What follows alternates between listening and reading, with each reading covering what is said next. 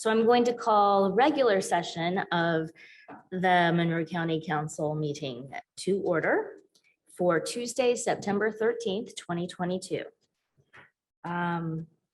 Let's do a quick roll call.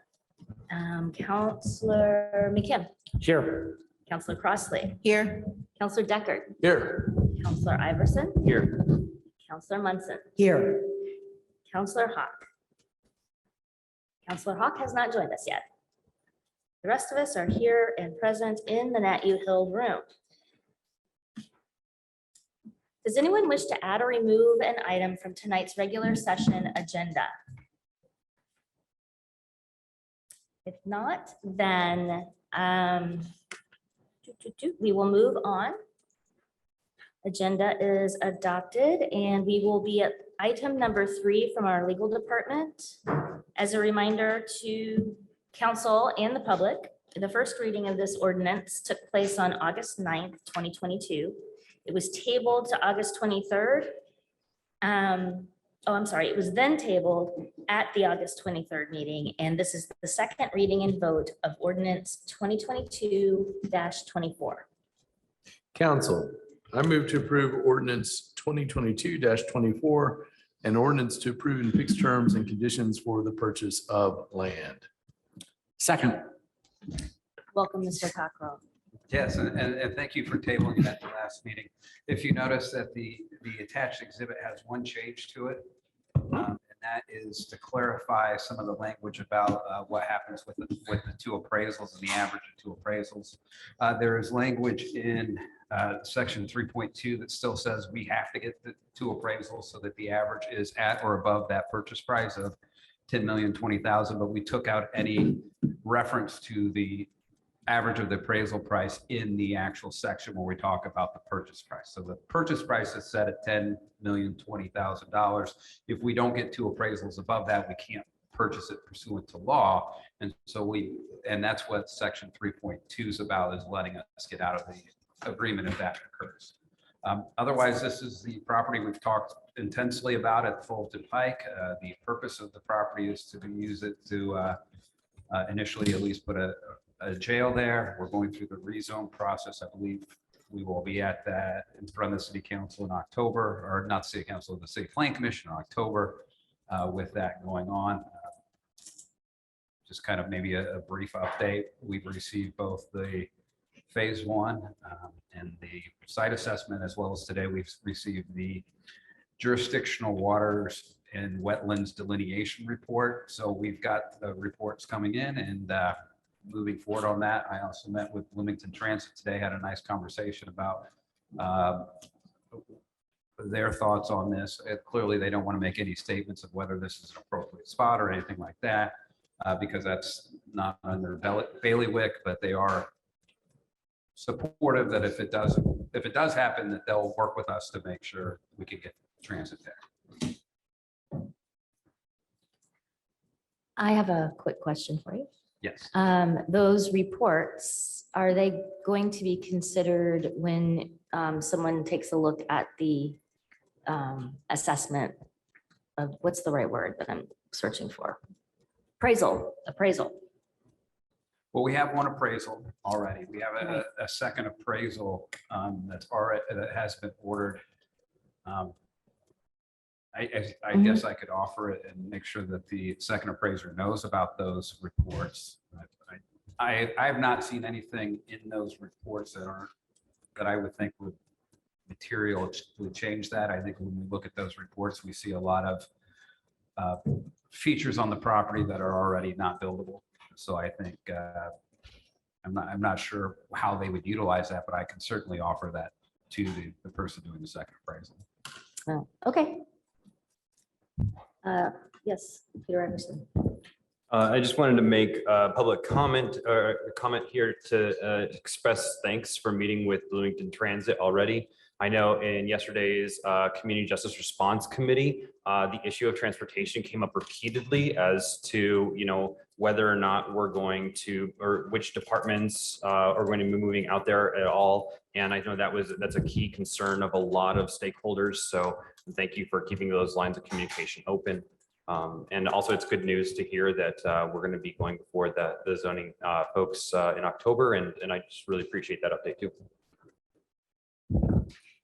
Any other comments or questions? Mr. McKenna? So I just wanted to make sure, so the closing date is set to be January before January 1st, 2023. So it sort of creates a drop dead on the zoning issue. Is it your understanding that the seller would be a little bit flexible if we're right towards the end of the rezone and it just hasn't happened by December 31st, but we've made good progress or we're well on our way? He's not indicated that. I guess I anticipate that we'll get through the process and that we will get that through that process, probably with the city council reviewing it in December. I do think that that's a fairly short window to get the process concluded and get the transaction concluded. To that end, I think at your September 27th meeting, we may try to go ahead and get the bond anticipation note process started. And so we could talk about some of those kind of things at that point as well. We're just cutting it a little close. We are cutting it a little close. All right, thank you. Are there any other comments or questions from council? Yes, as you know, I was concerned about the way the contract was first written. And in your opinion, you feel like that the purchase price can be no more than what was quoted Yes. in the contract, but that if the average of the two would be less than that, it would be the lesser amount. Is that correct? If the average of two appraisals. I'm sorry, I can't hear you. Sorry, if the average of two appraisals is less than the purchase price, then we can cancel the contract. And then we'd have to talk with the seller to work out some other arrangement if necessary, but it will not be more. And sorry, I'm late again. Also, if for whatever reason, when the county gets to the city, if we don't get it zoned for jail or whatever other features that we want on that ground, are we covered on that? Because all I was seeing was jail. Well, what we've asked is there are two different zoning categories in the city's zoning ordinance that allows for the jail as a conditional use. So what this contract says is we have to get it into one of those two zoning buckets before we move forward with the purchase. So it might be something that's not quite zoned as high as what a jail would be. It might be something we could put in there that's something less. Yeah, it would be something that is a permitted conditional or a conditional use for. There's an additional process to get that conditional use to be a realized use. But if we get it to that zoning designation, we could use it for any of those zoning designations, as well as we would go through the process to get it as a jail use as well. Thank you. I just wanted to, in addition to the comments that were made before, I also want to thank you for having engagement with Bloomington Transit, and I appreciate very much their consideration of this. One item of note, even beyond that property, there's a hospital just literally down the way from that. And so I think it would be awesome for the community to even be looking at it anyway, right? Regardless of this area, this property. So this is a very important contingent. I don't want to say contingent. This is a very important aspect to this. So I appreciate Transit meeting with you, talking with you, and I know they're going through a lot of expansion discussions anyway. And again, they did not commit to anything other than that. If this happened, that they would work with us to see if it's viable. I just wanted to make sure that the public and those watching understood that earlier in that conversation, when you're talking about getting a bond note that and this price of $10 million, that this is solely for the purchase of land, correct? Correct. So we're not talking about a facility or a series of facilities at this point. Not concretely, right? Not Right. concretely, but certainly the reason we are purchasing this property is for that type of facility there. But we're not designed it. We're not done any of those kind of things to this point. This is for the purchase of property if I didn't know you had a long budget session tonight, I kind of outlined kind of what I thought would, at the end of the day, the timeline we have. But I guess my anticipation is that bond anticipation note would eventually graduate into and get merged into a larger bond after all that work and design work had been completed to actually construct the facility.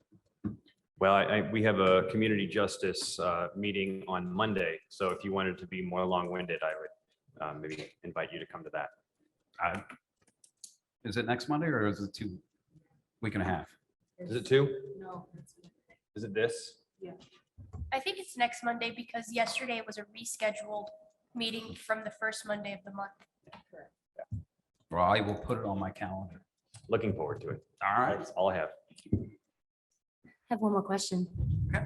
The conditional use that you said you would be then pursuing after the initial zoning change, is that in the hands of the zoning board, the Board of Zoning Appeals? Yes. Or okay, all right, so same body, just another step in the process. It's not the same No. body. Tell me more. It's not the plan commission, Ah. the city council, it's the Board of Zoning Appeals. I see. And we have reason to believe that they would be friendly to this suggestion. I think if the city rezones the property with the intent of it being that use, I think there's a pretty good indication that would be a direction that they would go. Any other questions or comments from council? So along the lines of this, this project, I know Councilman Iverson just pointed out, but I think it's important for the public to know too, that the first and third Mondays of each month is the Community Justice Response Committee, as it was just renamed with the additional folks on the committee. So it's the first and third, and then I just highly encourage those that are watching this evening it's now been moved here to the Nat U Hill Room so that we can have more space for people to come. So I just encourage people that are watching tonight and maybe those that are here, which some of y'all are also on that committee, to come and listen to the things that we need, because of course, this is the early baby steps of everything, but this is a huge project that we are investing in, and we cannot do things without community input and involvement. So I would just highly encourage those that are watching to watch, or if you are able to come in person. Good reminder. Any other comments, council? Comments, questions? Alrighty then. Is there any public comment on this matter? See none. Therefore, can I have a roll call vote, please?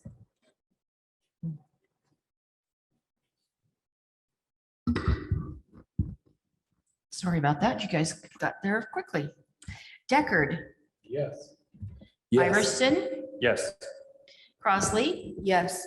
Munson, Yes. McKim, Yes. Wilt, Yes. Hawk. Yes. Motion passes unanimously. Thank you. Thank you.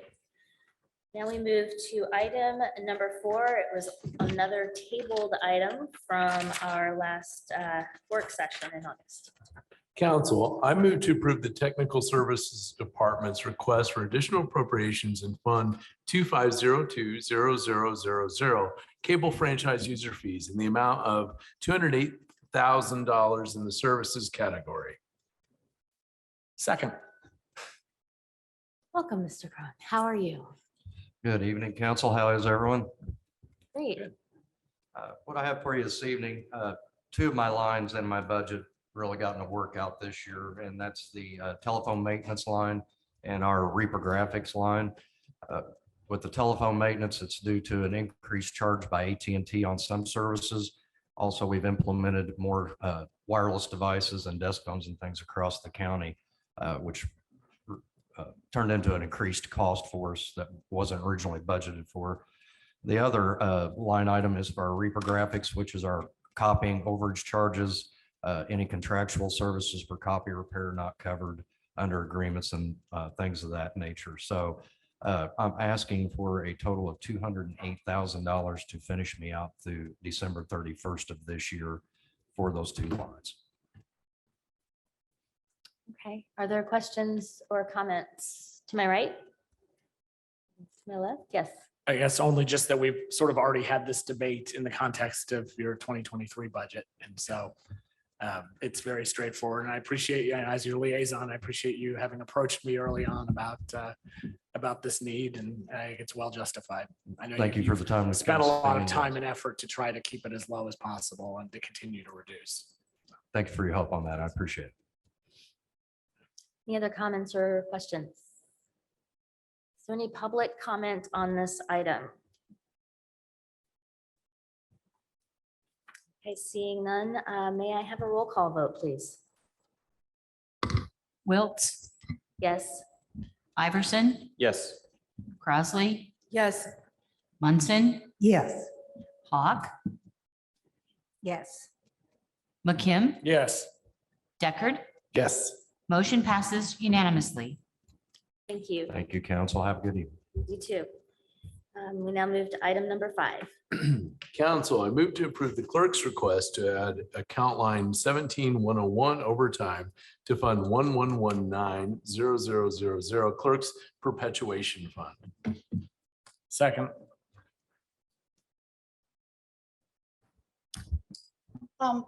I received an email from the clerk. She is unable to attend and her chief deputy is unable to attend. So I was sent an email for the explanation of the overtime line that they're asking to be just inserted into their budget, but they don't need appropriations. And it says the person that is currently in the budget will be putting extra hours in scanning court documents, shredding confidential documents, and helping out other areas in the office as needed. We are not asking for any additional funds at this time. Okay, So that's all I can tell you regarding the request to add an account line to the perpetuation budget. is there any discussion on this item? I don't know if we can ask questions, but yes.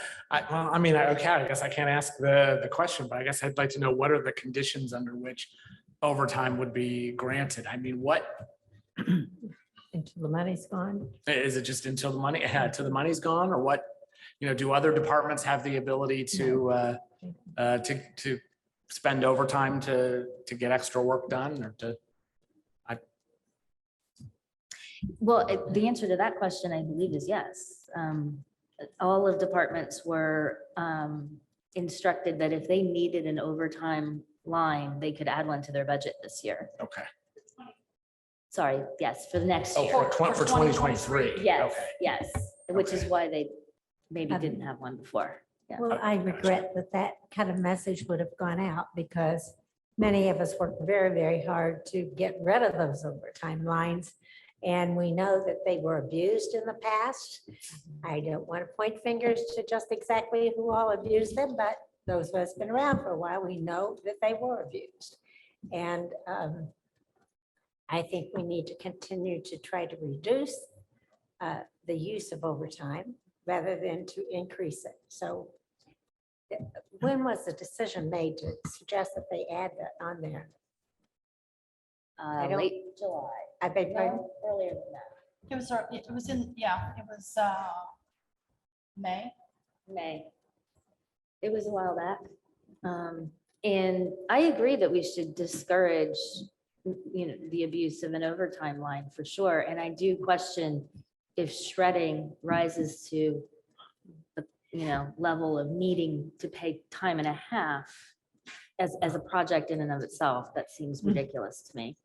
Yeah, I would just hire extra hour. I would be more inclined to put that in hourly and pay Absolutely. straight time, Yeah. time and a half. Anything? I was just going to add, no, Councilman Munson, I took yours. But I was just going to comment in a similar vein that without further explanation from the clerk, I don't see how this makes any sense to move forward with appropriating funds for overtime. certainly not for shredding. And to be clear, though, she wasn't planning to appropriate. She wanted just to create the line and then move money into it. Just to be clear. Right. So she wouldn't need to have an appropriation. Right. She could just use unexpended staff time. Yes. But certainly At hiring time and a half. hourly workers would be a much preferred approach. Correct. Yes. I am of the mind that if a department needs overtime, that we don't scuttle overtime, that they have a line for it and that it is more transparently recorded in the public.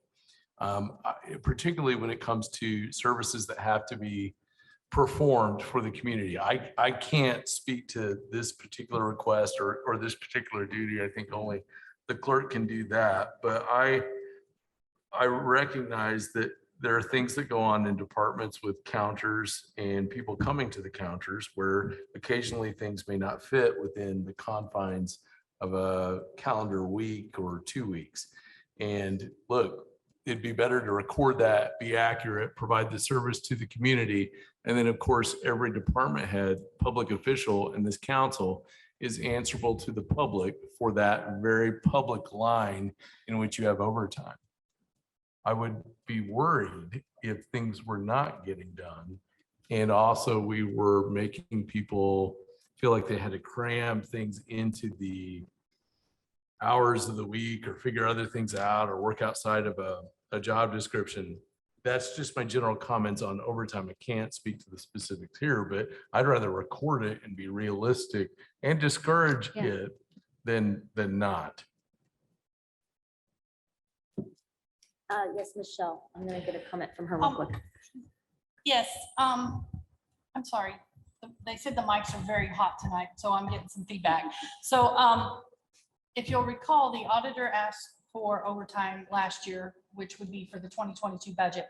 And you guys requested that she give a detail of what she was going to use that overtime for, and that the overtime was for like one-time kind of projects, not like an ongoing, kind of statements that it seems like this is going to be. So, I know that you have requested departments to, give you details on how they're going to use that. So but she wanted me to bring that to your remembrance. I sort of remember for the auditor, it was for the election and getting payroll processed for the election Right, worker there and was poll a workers reason. in a short period of time, right? That Or is in a- correct. In a timely manner, I guess. Right. Counselor Hawk. Yes, I think the council needs to be always aware that when somebody says, oh, we just want this now, but we don't need an additional appropriation. But then, I think you'll see that in some of these budgets, but then they spend it down because they're spending it at time and a half, they'll get spent down quicker, and then they're not going to have the money there to do perhaps what they need to do. And so, unless there's some kind of urgent need to get these things shredded quicker, I don't see why we wouldn't pay regular time for it. I won't support it, but that's just me. I've seen it too much in the past be not fair to all departments. How often do we receive a report on overtime usage by the departments? I know, do we get those regularly, but not often? Is that right? Yeah, so basically a person would get comp time unless they are a worker that is exempt from comp time. So they would accumulate comp time. Comp time accumulates an hour and a half, just exactly with the same overtime rules because it's federal. And then double time for past so many hours in a certain period. Now we have a 2-week period, so that's usually what it's 80 hours for a 2-week period. So I'm not sure which workers they're talking about. I would assume they would have to be, they couldn't be exempt, right? They have to be non-exempt. But I question whether maybe this is for election to emergency work. I don't know. But I just know you guys did grill me pretty thoroughly to make sure that it was not work that can be done on a part-time basis, a part-time worker. And And I think that's really where you're headed with this is this something that has to be done timely and you can't quickly get somebody to do it? And that is definitely what it is with my workers. You want them paid. So we run special payrolls on an emergency basis to pay the poll workers. So it's conceivable that the documents that are being shredded are of a sensitive nature. And therefore, perhaps she wouldn't want certain employees to have access. I mean, I'm trying to follow some logic and then perhaps, I don't know. Okay, thoughts? Would this make sense as a discussion item where the clerk could come talk about it at a different meeting? I think so. I agree. I will make a motion. I just wanted to let you know that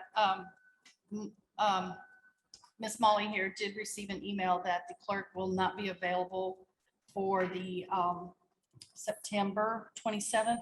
So we would probably want to do that to an October meeting. Oh, yeah, okay. Okay. Well, this could be tabled to any, I mean, it's not an appropriation, so we don't need to worry about Table it. indefinitely. a specific time. Right. Yeah, we just table it. Council, indefinitely. Council, I move to table the clerk's request on item number 5 to a meeting indefinitely. Second. All those in favor of the motion to table, say aye. Aye. Opposed? Motion passes. And we will move to item 6. Council, I move to approve the request to amend the 2022 salary ordinance in the elected officials compensation section and add account line 17796 voter registration per diem to fund 1215-0010 election fund voter registration with a rate of $6.50 per day for 246 work days per year, along with the detailed information as set out on the agenda.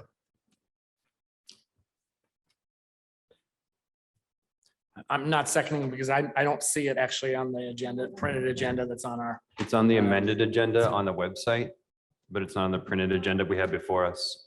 So I'll second. So the public can see this on the website and I don't really care that it's printed. I just want to make sure that the correct one is what the public was told. So, okay. Can TSD put the amended agenda on the screen for us?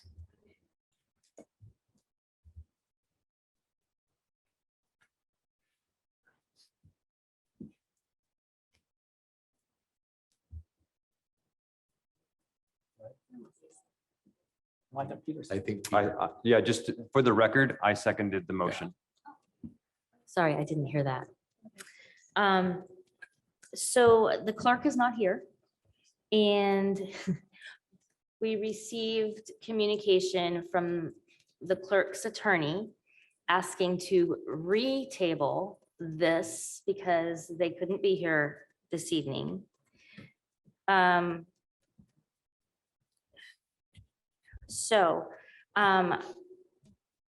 going to table it to September 27th, which is our work session meeting. I'm not saying I'm going to make a motion to do that, sorry. Hopefully you all agree.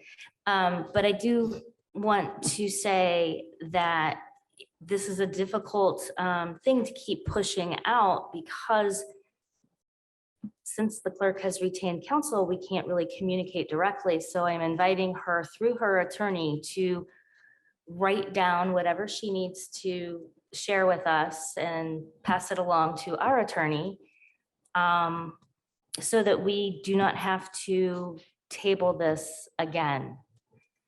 And I think that's all I have to say about that. Can I ask for unanimous consent?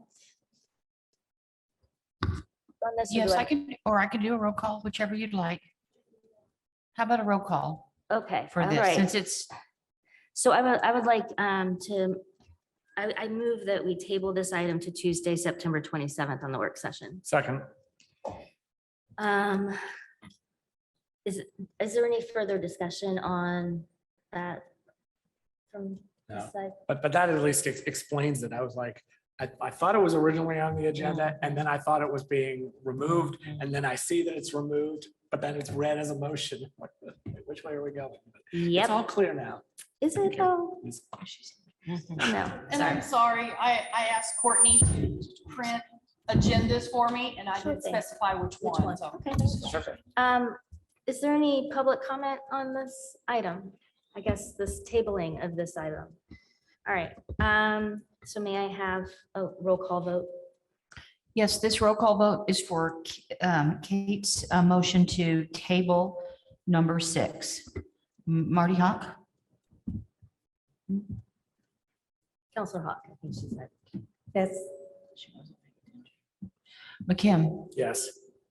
Crossley, yes. Iverson, Yes. Wiltz, Yes, Munson, Yes, Deckard. Yes. Motion passes unanimously. thank you. That concludes our regular session meeting. So we adjourn this portion and we will now move to the 2023 budget work session portion of our evening.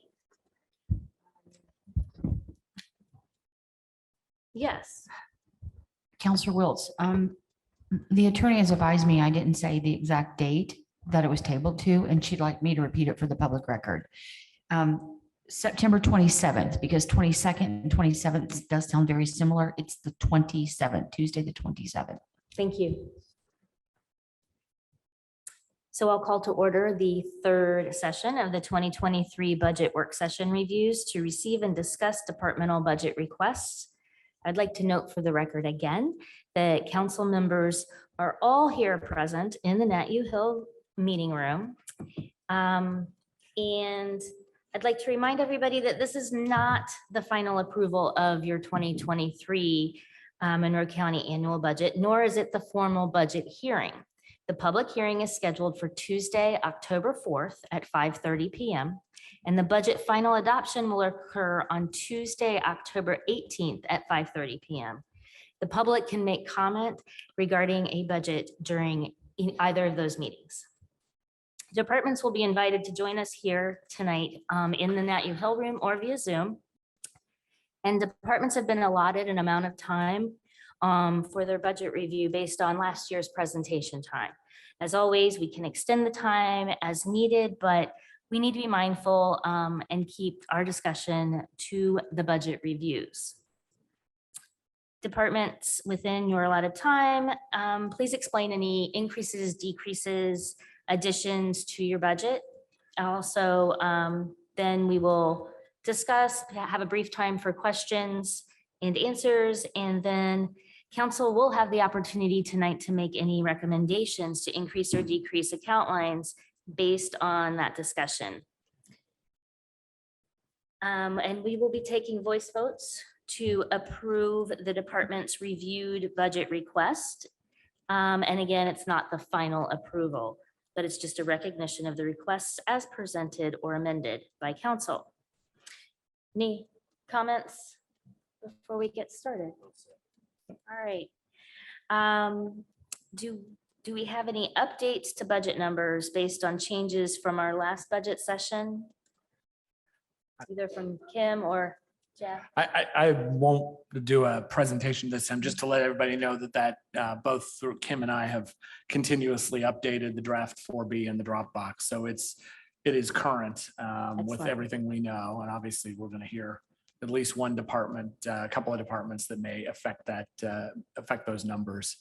I don't know that there's anything important particularly to call attention to, other than when we discuss the aviation budget, there may be, we may want to talk a little bit about making sure there's some extra cash balance in case we need to make future salary adjustments. did you make the adjustments according to the email we received from council office about some of the double budgeting, or there was an entire? No, because we haven't voted on Okay, those yet. right. So Right. you Yeah, did I'm not- only, I right. just wanted to make sure. Yeah. Okay, great. Are there any questions or comments from council on that update? Thank you. We'll start then with item 4A on the agenda, which is our Public Defender's Office. And we're going to hear an update that was tabled from our last session on the 8th. Council, I wish to reopen for discussion and review Fund 100000271, General Fund Public Defender.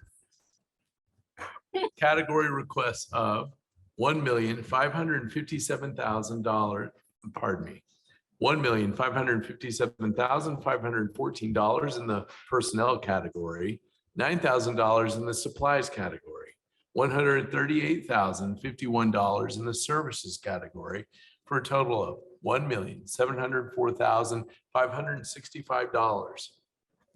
Second. Welcome again. Thank you. It was nice of you to come.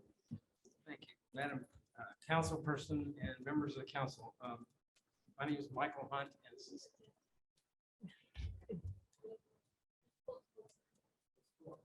And then make sure it's green. I don't think it works. How about now? I don't know, you may need to move closer to it. That one is not particularly hot. This one not good? That one might be better, sorry.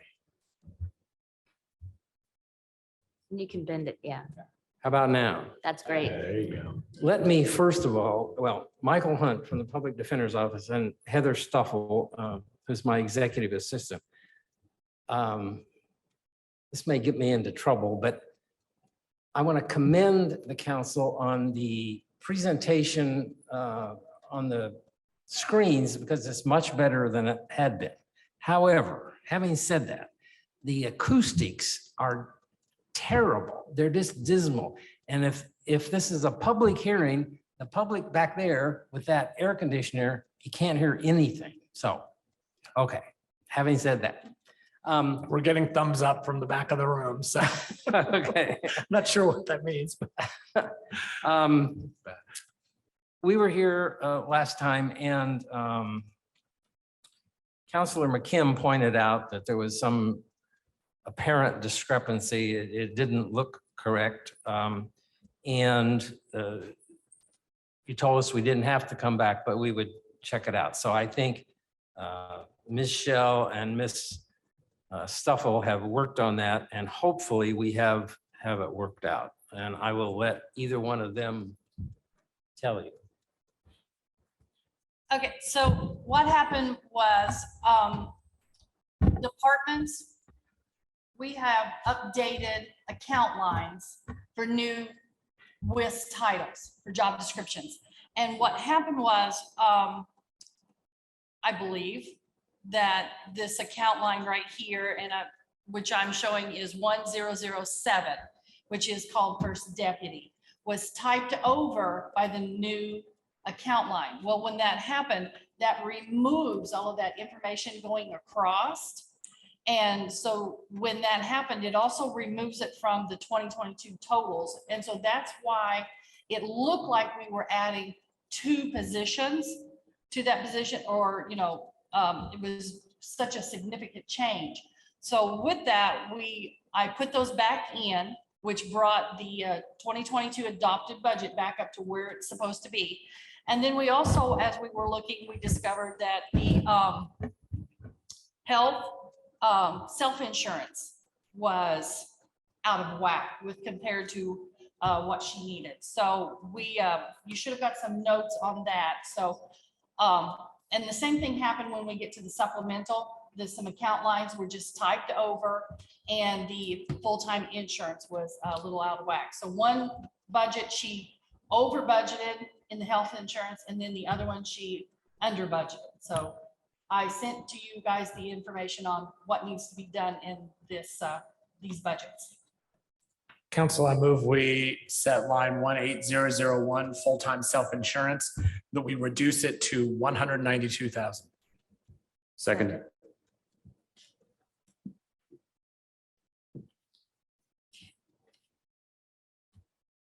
So the upshot is that's the only thing we actually need to change then.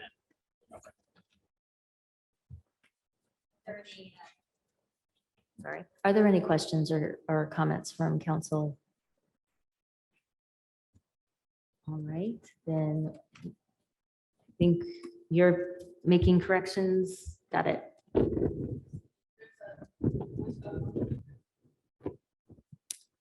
All right. All in favor of amending the line as stated by Councilor McKim, say aye. Aye. All opposed? Say nay. I'm stalling so that she can type. Motion passes.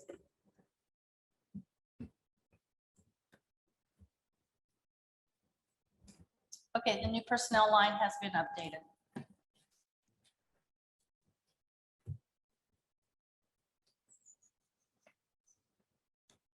All right, I'm going to try to reread this, okay?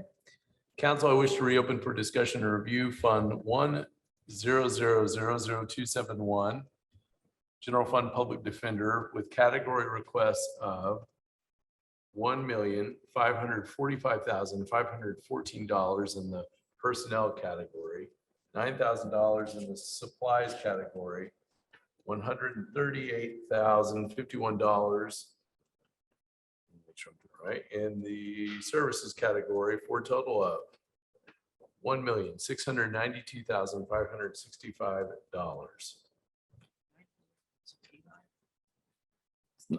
We don't don't actually really need to have a do a new motion, do motion. we? It's just, he's just reading the bottom lines. Yep. Sounds good. So we are good to with that line. Are there any other comments or questions on this budget? All right. Then all those in favor of accepting the Public Defender's General Fund budget request, say aye. Aye. All opposed, say nay. Motion passes. Thanks for being here. 4B. Council, I moved to open for discussion and review Fund 120000000, Public Defender Supplemental, category requests of, in the personnel category, $1,123,840 for a total of $1,123,840. Second, and council, I move we set line 18001, full-time self-insurance to 120,000. Second. Are there any questions about this item? All those in favor of changing the line as stated by Councilor McKim, say aye. All opposed, say nay. Motion passes.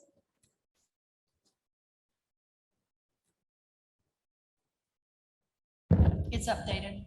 Okay. I'm going to reread this as it should be in Fund 120000000, Public Defender Supplemental. It'll be in personnel, $1,135,840 for a total of $1,135,840. Fantastic. Are there any questions or comments on this budget from council? All right. All those in favor of accepting the Public Defender Supplemental budget request, say aye. Opposed, say nay. Motion passes. So that concludes the Thank you budget very review for much. your office. Thanks. Thank you. Yeah. Now we have item number 5, the Planning Department. Council, I move to open for discussion and review Fund 1000079, General Fund Planning, category requests of $733,472 in the personnel category, $6,606 in the supplies category, $35,100 in the services category, for a total of $775,178. Second. Welcome, Ms. Nestor. Hi, It's Nestor Jelen, sorry, it's okay. forgot. I just have a few updates that I can give you from the spreadsheet that we've submitted. Kim was super helpful. She caught that we had a little bit of a shortage in our FICA budget line, but I think that's corrected in the version that they're seeing. So I can talk a little bit about how we've moved some funds around from the 2022 to the 2023 proposed budgets, but it's all net neutral. So we've just moved some money around from training and travel into refunds. We've reduced printing, subscriptions, office supplies, and we put that money into professional services, which is for work such as surveyors or aerial imagery, things like that, that we need in our office. So we're hoping we don't have as much inline transfers. Thank you. And then I just wanted to take a minute to note that we've actually been short-staffed for most of 2022.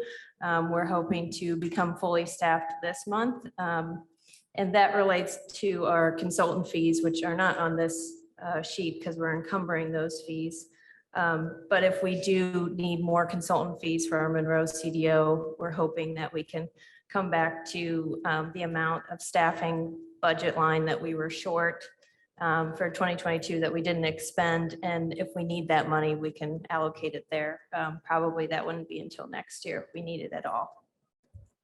And then I know we presented to you July 26, 2022. So I have some answers to, I think, some of the questions that were asked at that meeting, and I can go over some of those. Just real quick, our monroecdo.com website is where you can go to find updates for the CDO. There was a question about how many views we get to our website. It's about 200 views per month. There was a question about average turnaround time for planning reviews of building permits. We actually were able to do a quick calculation of about 488 building permits, taking out outliers over 20 days, which means that likely they needed another planning process, such as a variance or a rezone, which takes quite a bit of time before we can issue the permit. So the average turnaround time of those 488 permits, removing those outliers, was 3.5 days.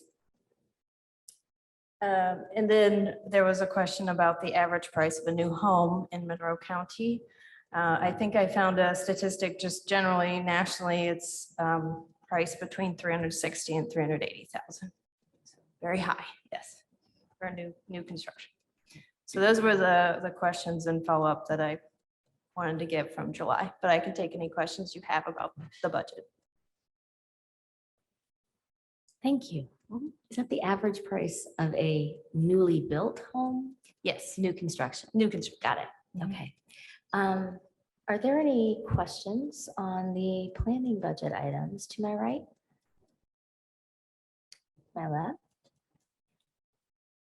Could I make a comment? Not Sure. just you know, at that July meeting, I believe it was the July meeting when I mentioned that this couple was having so much trouble getting an answer. And so you had suggested they contact you, and they did. And they let me know that that was a very pleasant meeting with you, and that hopefully that's all been worked out. So I appreciate that, because it is just fixing these problems that might seem little, but they're really big to the individuals that's happening to. So I appreciate that help. Sure. Yeah, for anyone listening, our office phone number, if anyone needs to ask any questions, it's 812-349-2560, or you can email us at planningoffice@co.monroe.in.us, and we'd be glad to answer your questions. Right. And the important part of that entire situation was to make certain that when people ask for help or there's steps they need to take, that they are given something that they can check off, and you're checking off so they know any deadlines they're supposed to make. Because people in general just don't know. They're going to come to your office. They don't know. They've never done it before. So I thank you. Sure, go ahead. I noticed in your supplies category that you left fuel flat. Do you anticipate coming before us for initial appropriation in the future, or are you just seeing that, you know, your transportation costs are pretty low, or I just want to ask about that. So in the supplies category, office supplies, you mean? No, I meant Fuel. Oh, fuel, yes. We have one car for our whole department. So that's self-limiting. So we actually stay within that line pretty well, as you could see in years past, so. Any other questions or comments? Well, okay. In that case, all those in favor of accepting the planning department's general fund budget request, say aye. Aye. All opposed, say nay. Motion passes. And that concludes the review of your budget. Thanks. Next, we have item 6, which is the aviation department. Council, I move to open for discussion and review Fund 1107-0000 Aviation category requests of 782,700, pardon me, let me try that again. 782,748 dollars in the personnel category, $83,250 in the supplies category, $412,800 in the services category, $143,000 in the capital category, for a total of $1,421,798. Second.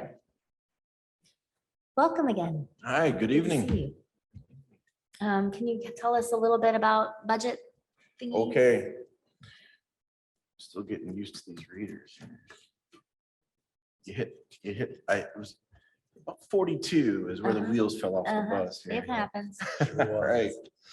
In the personnel section, we're just going with what we were given by, the council office for the COLAs, except for the 2 positions where we kind of still have 2 outstanding requests with council that we're working through.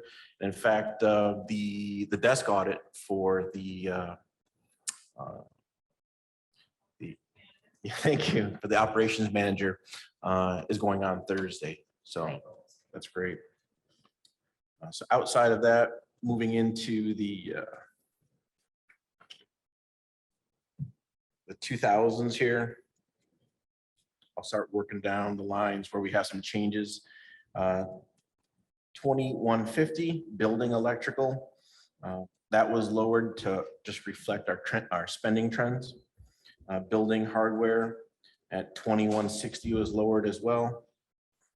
2170, we increased that from 5,500 to 7,500. Although this year we're on track to spend 2 times that amount. Shop and maintenance supplies, same issue. We're on track to spend 2 times that amount, but we're requesting a $2,000 increase there. Runway de-icer, line 23301. We're adjusting that to what we realistically spend.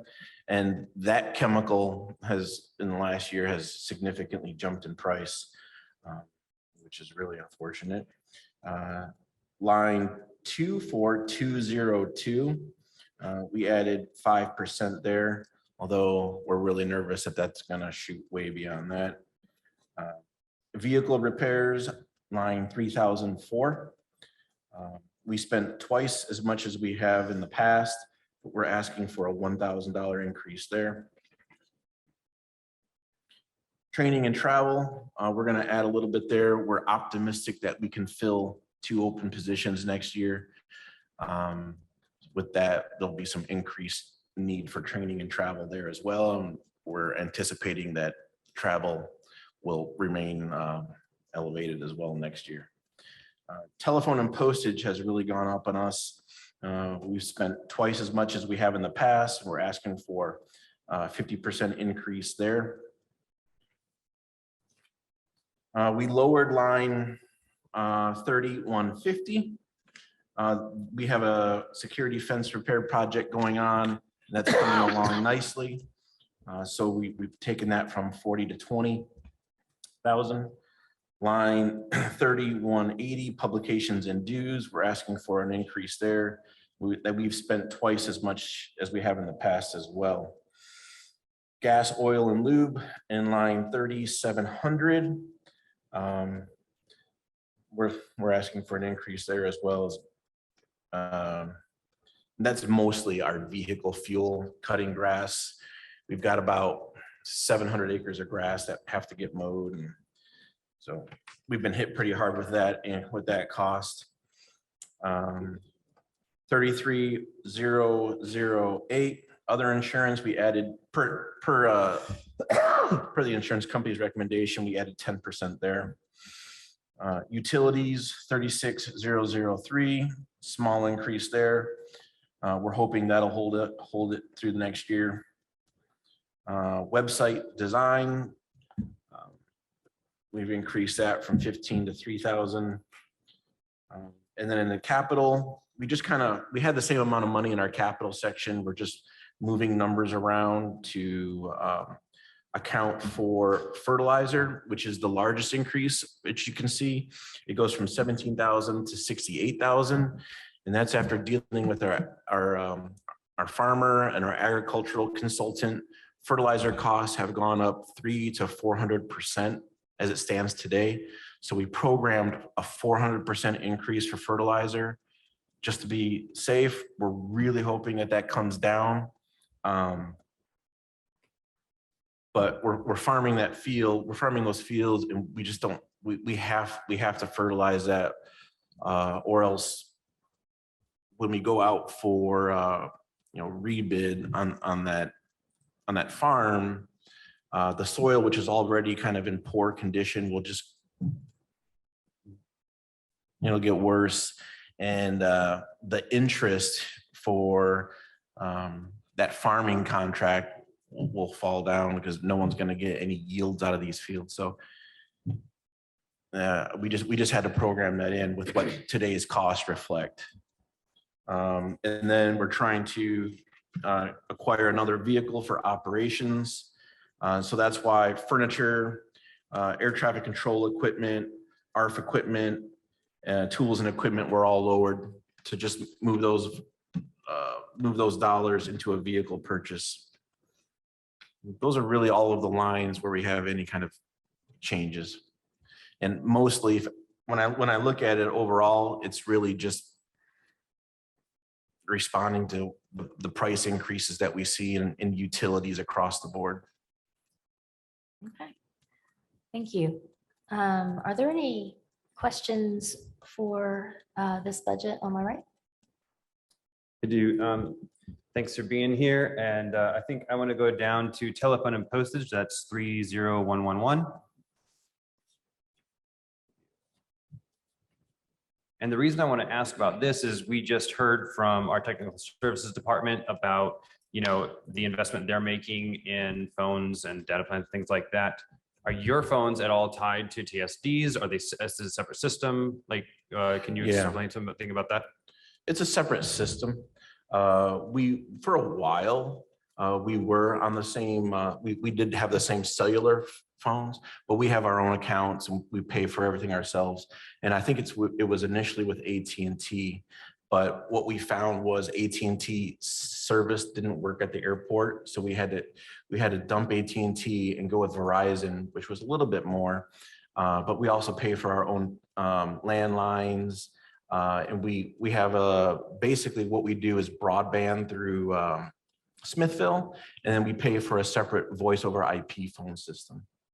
So we are on our own. Yeah. All right. Thank you. Mm-hmm.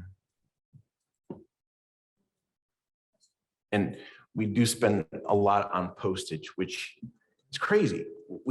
We bought 1,000 stamps today, and I remember when postage was a lot cheaper, but we spent almost $700 on stamps today. 1,000 stamps.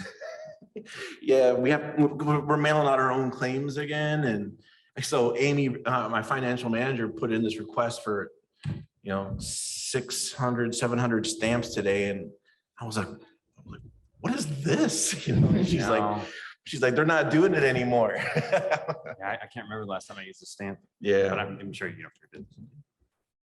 Let me get Cheryl.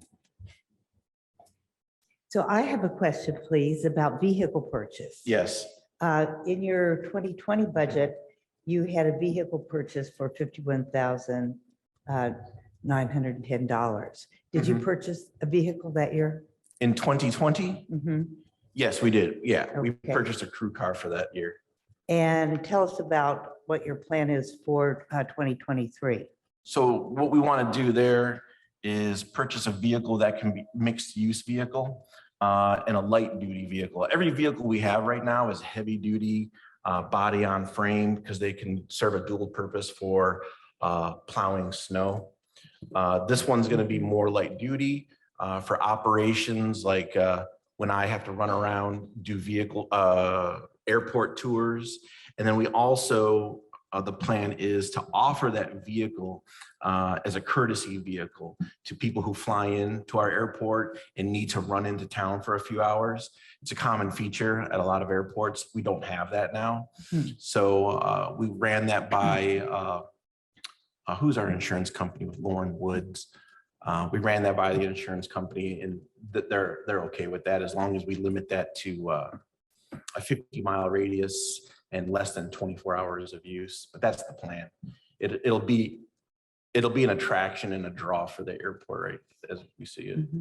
So I appreciate that, but that amenity comes with a large increase in your capital category from 78,000 last year to 143,000 this year. So I'm looking at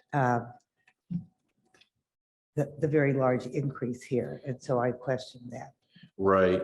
It is an increase, but the bulk of that increase, however, comes from actually, I think all of that increase comes from the 400% increase in fertilizer, seed and fertilizer in line 4100. And that's just going off of today's prices for fertilizer. If it goes up even more, we won't be able to fertilize everything. And I don't really anticipate buying a, what is it? Yes, Carlos, I have a question. So seed and fertilizers in the 4,000 lines, and that is not a capital expense. That's a supply expense. So would you be okay if the council does a friendly amendment to move that $68,000 to lawn chemicals? Because really seed and fertilizer sort of lawn. Okay.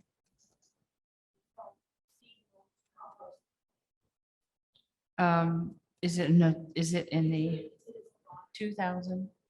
Okay, because fertilizer is definitely a lawn chemical for sure. So I'm not comfortable, especially with Gatsby, having this in capital because we just actually got wrote up for capital problems. So do you apply the fertilizer yourself or is it a service that you contract for? It's in the contract for the farmer who farms our fields. We buy the fertilizer, he applies it, but we don't have a separate contract. Okay, so it does sound like supply then. That's in my supply. Okay, so now I have another question. It's the actual product that you're buying, not the process that you're buying. Correct. Yeah, that's a 2,000 expense.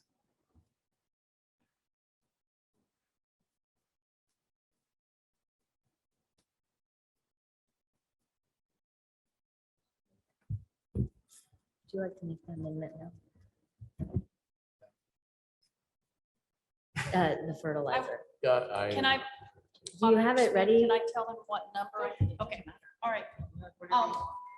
If it needs to, I think, be in 23,940, which is called seed, mulch, compost, and planting.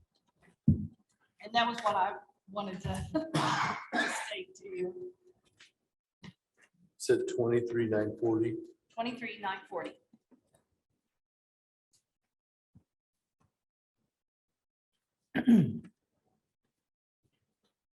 All right, well, if you want to do that, council, I move we reduce line 40100 seed and fertilizer from $68,000 to 0 and set line 23940 seed and compost, mulch and planting to $68,000. Second. All in favor of this motion, say aye. Aye. All opposed, say nay. Motion passes. Okay. you had, I was just gonna say, I appreciate the further explanation on the vehicle. Eyebrows went up a little on that one. I'm not so sure about that expense, given some substantial increases in the proposal that we're looking at. So we may need to have a little bit of flexibility on that particular item. It kind of stands out. I understand the sentimentality or thought process behind it, but I'm not sure about that one quite yet. comments, questions to my left? Ms. Kim. Oh, you No, well, it's okay. Hello. I always like when you come in and give presentations. It's very enthusiastic.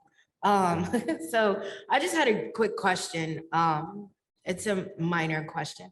I saw the increase for the website design. I just wanted to see if you could just speak to, because the website looks really good, but I just wanted to know what the increase was about. So you're looking, yeah, so it looks nice. It's not functional. Yeah, it's really pretty, but there's no information for pilots who are flying in. We want to put a portal in there where our tenants can pay their lease on there. It's just what we have right now. It's pretty, but it's not functional. Yeah. Thank you. Yeah, I think initially it was done, I think it was done by like, it was done for free initially by, I think an IU intern or something like that. Councilman Kim. Yeah, so first of all, how much does the farming contract yield? I don't have that number offhand right now. I think we're in the ballpark. Boy, I don't have that number offhand. Would you like Bree to look it up? Well, I mean, my question is just, I'd like to know at what point Yeah, stop I spending agree. on fertilizer and just say, well, okay. Yeah, and the farm contract expires in January. And we're gonna have to start thinking about what we're gonna do if we go for open bid again or extend with the current farmer.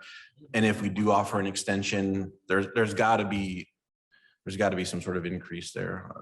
But I think offhand, we're looking around, can someone pull that number up for me right now? You guys have that? Is it greater than $68,000? Yeah, it's much greater. I think we're covering that, but I think it's gonna eat into maybe half of what we take out. I think we're hovering around 100,000 that we make off of that farm. Okay.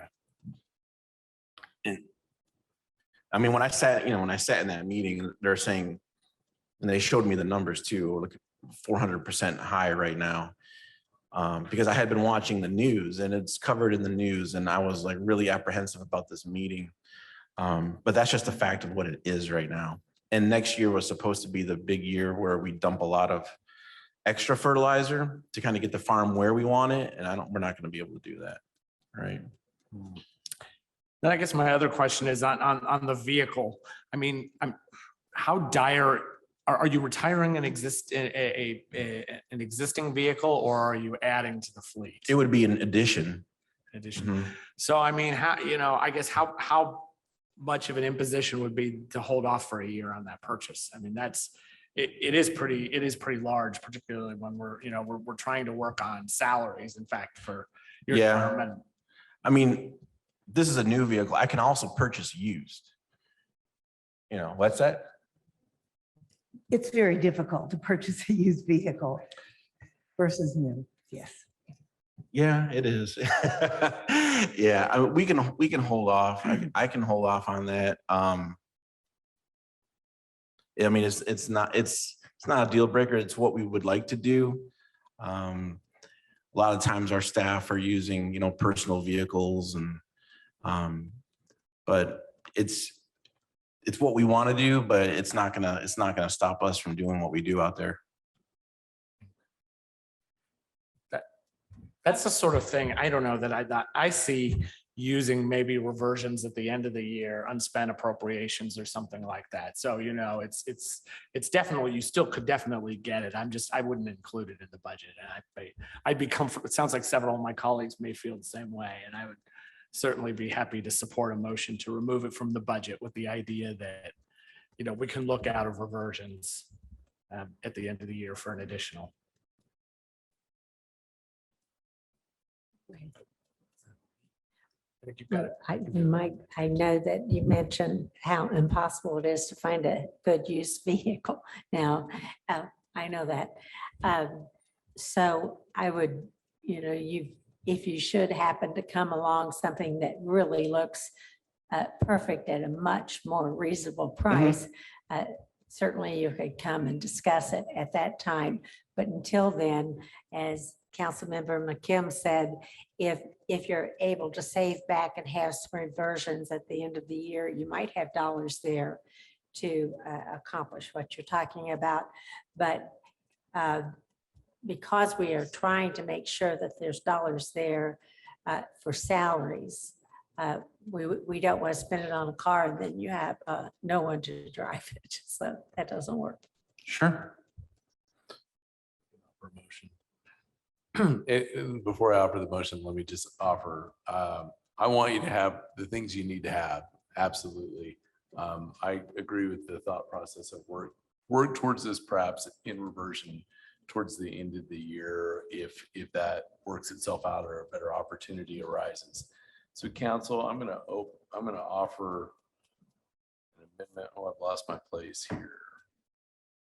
Sorry.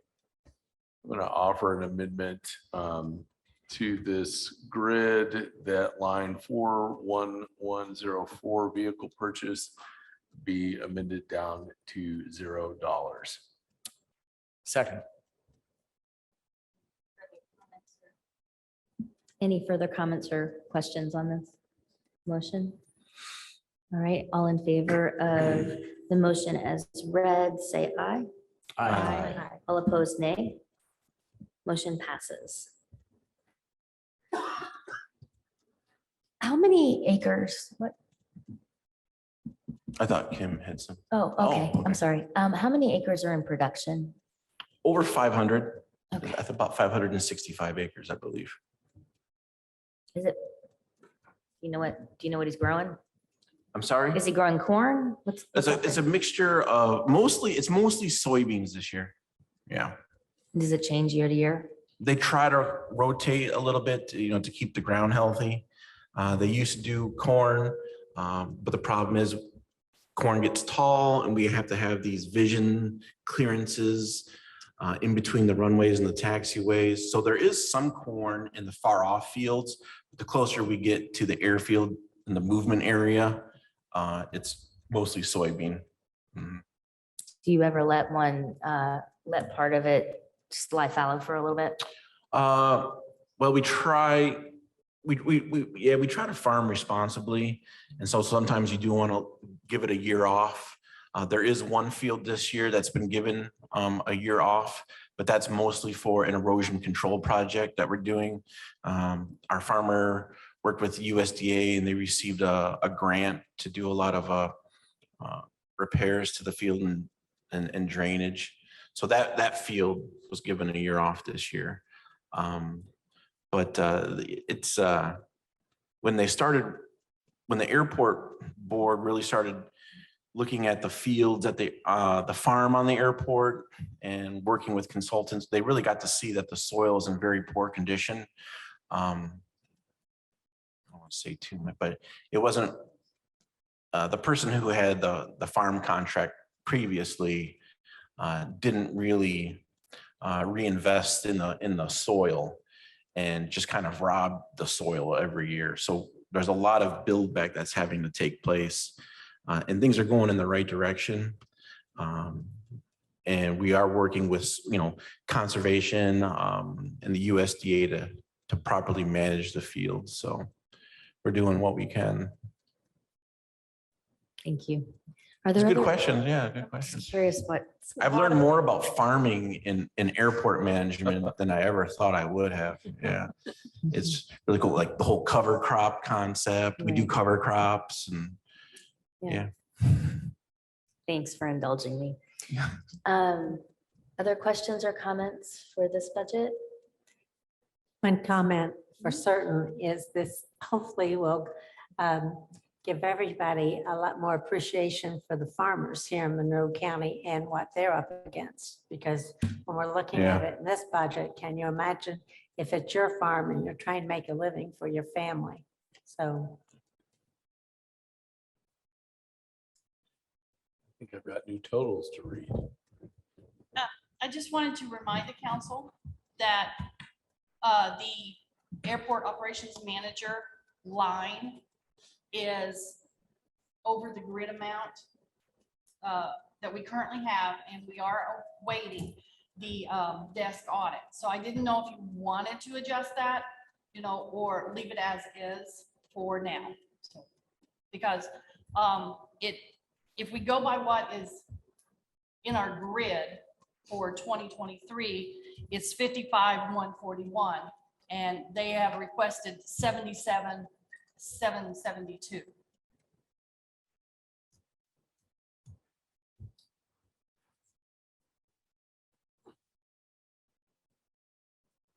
I would entertain a motion to keep it within the grid, and then we'll deal with that when it comes back.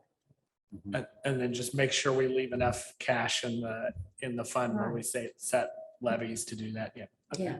That makes sense. right. That's the part that would concern me. I know a few days ago when the auditor said that at the end of the day, then she would be moving around the levies in order to move more money into general, but this is one we would rather not have it taken from, because as a reminder, we cannot, if they need it next year, we can't take it from county general and move it over, because we're not allowed in the frozen levy to move from one fund to the next. I'm sorry, you probably already know this, but I just wanted to make sure we were all aware. So we want to make sure that there's enough dollars left in there in case we do move forward with those raises. And I'm sorry, what is that correct number according to the grid? 55,141. So I also wanted to point out, but the airport director is an SO. Right. And per our proposed grids, that amount is set. Sorry, there it is. Is set for 95,576, and they have in their budget 115,000. So if you want to make that adjustment but he is an SO, so he doesn't go on a grid. So that is totally a discussion up to you guys with regards to where you would like for him to be set. Right. Well, council, I move we set line 13514 airport operations manager back to the grid amount of $55,141. Second. Is there any council discussion on the motion? Yes. I just want to thank Michelle for catching this, and thank you for being the council administrator, making sure that we're keeping up with what we set for our PAC guidelines. Really appreciate that. Any other comments or questions? All right. I do hope the audit comes out well, because that is a very low amount for that position. Right. I am Agreed. concerned. Agreed, but I don't feel comfortable with it being outside. Yeah, no, The I'm grid. willing to make would- the motion. I would just like to encourage the airport staff to, just because this was reduced for today, that doesn't mean that's where it's going to stay. Because we don't want anybody leaving Monroe County government. Well, he's leaving. He's leaving I for mean, sure. We really rely on the airport staff for all kinds of things that create business and jobs right here. Just the other day, we were in discussion and some of the big grocery stores bring in supplies through the airport. Well, other big stores that we are accustomed to going to and think that those supplies will be there. You think they're all going to come in on a truck, but no, some of them come in by plane. So it might be interesting just see a list of that so that we can be reminded how much we do rely on the airport and we don't even know it. True. All right. Did we vote on your motion yet? I'm sorry. I'm completely lost. Okay. My apologies. So we're reducing that line today for him today, but we're gonna keep that levy funded or, Yes. okay, I mean, that's what we're agreeing to do. We Yes. still, we don't vote on rates and levies to the end. yeah, sure, but that's the intent, yeah, because I'm optimistic that we'll take care of that position, and I was advised to put that number in the budget as a Absolutely. This placeholder. isn't meant like a correction of you. Sure, sure, Just sure. trying to make things, the way. Good deal. The way they should look and be. Yes, Auditor Smith. Yeah, the difference here is like $22,000 and we earmark like 20% in the cash balance at Sure. the end. Yeah. So it's insignificant when Yep. it comes to that amount that we keep in reserve. So now we're calling him insignificant. Great. Just kidding. Just kidding. I didn't want you to worry about the frozen levy being manipulated. Right, right. Okay. All in favor of reducing the line as stated in Councilor McKim's motion, please say aye. Aye. All opposed, say nay. Motion passes. Is there any further discussion of the aviation budget? I guess I'm not going to make any motion to change it right now. I have to admit, I've not spent time analyzing the director's salary issue. I know that came up at the last time. So we'll still have to have that discussion when we do salary ordinance. I'm not going to make any motion to reduce it right now. I haven't come to a number that I support yet, but that's, I'm sort of. since that's an I'm in SO, agreement it with can you. really be anything. Other thoughts from council? All right. So to be clear, the salary you reduced was the assistant and not the. Because that was on a grid, right? Because Right. we But this, snapped that, but the SO is not a grid. right. So why would we say we have to adjust it to the grid? It's not on it. It's not exactly. All right. All those in favor of accepting the aviation department's budget request, say aye. Oh, wait, do we have we have probably have new Oh, I numbers, forgot. right? I'm sorry, we have more numbers. She's still doing some adjustments, so. I'm also adjusting the FICA and the PERF, so. Talk amongst yourselves. Of course.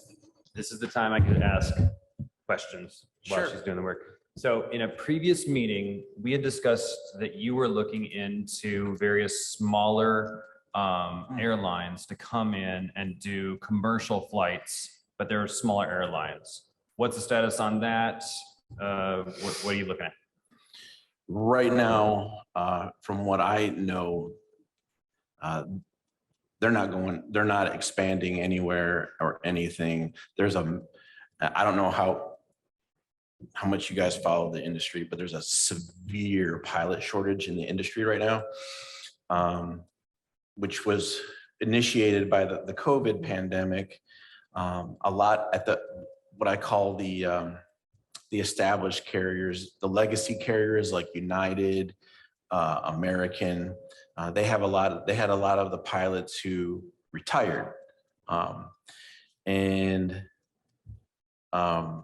never came back. So the legacies, what they typically do is they'll reach down to the regional airlines and they pull from that pool.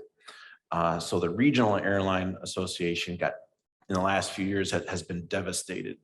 And when you hear about the 600 to 800,000 pilot shortage, it's mostly from the regionals. And then the regionals pull from those little airlines that we had discussed at that previous meeting, these boutique airlines or the charter companies.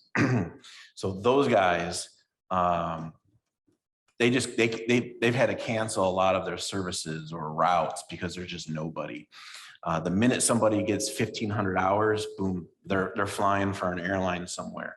So when it comes to like a market like Bloomington, where it would be served by one of those boutique airlines or like a regional, they're not adding any services right now. They're trying to maintain what they have now, but they've canceled a lot of flights to smaller markets like Evansville.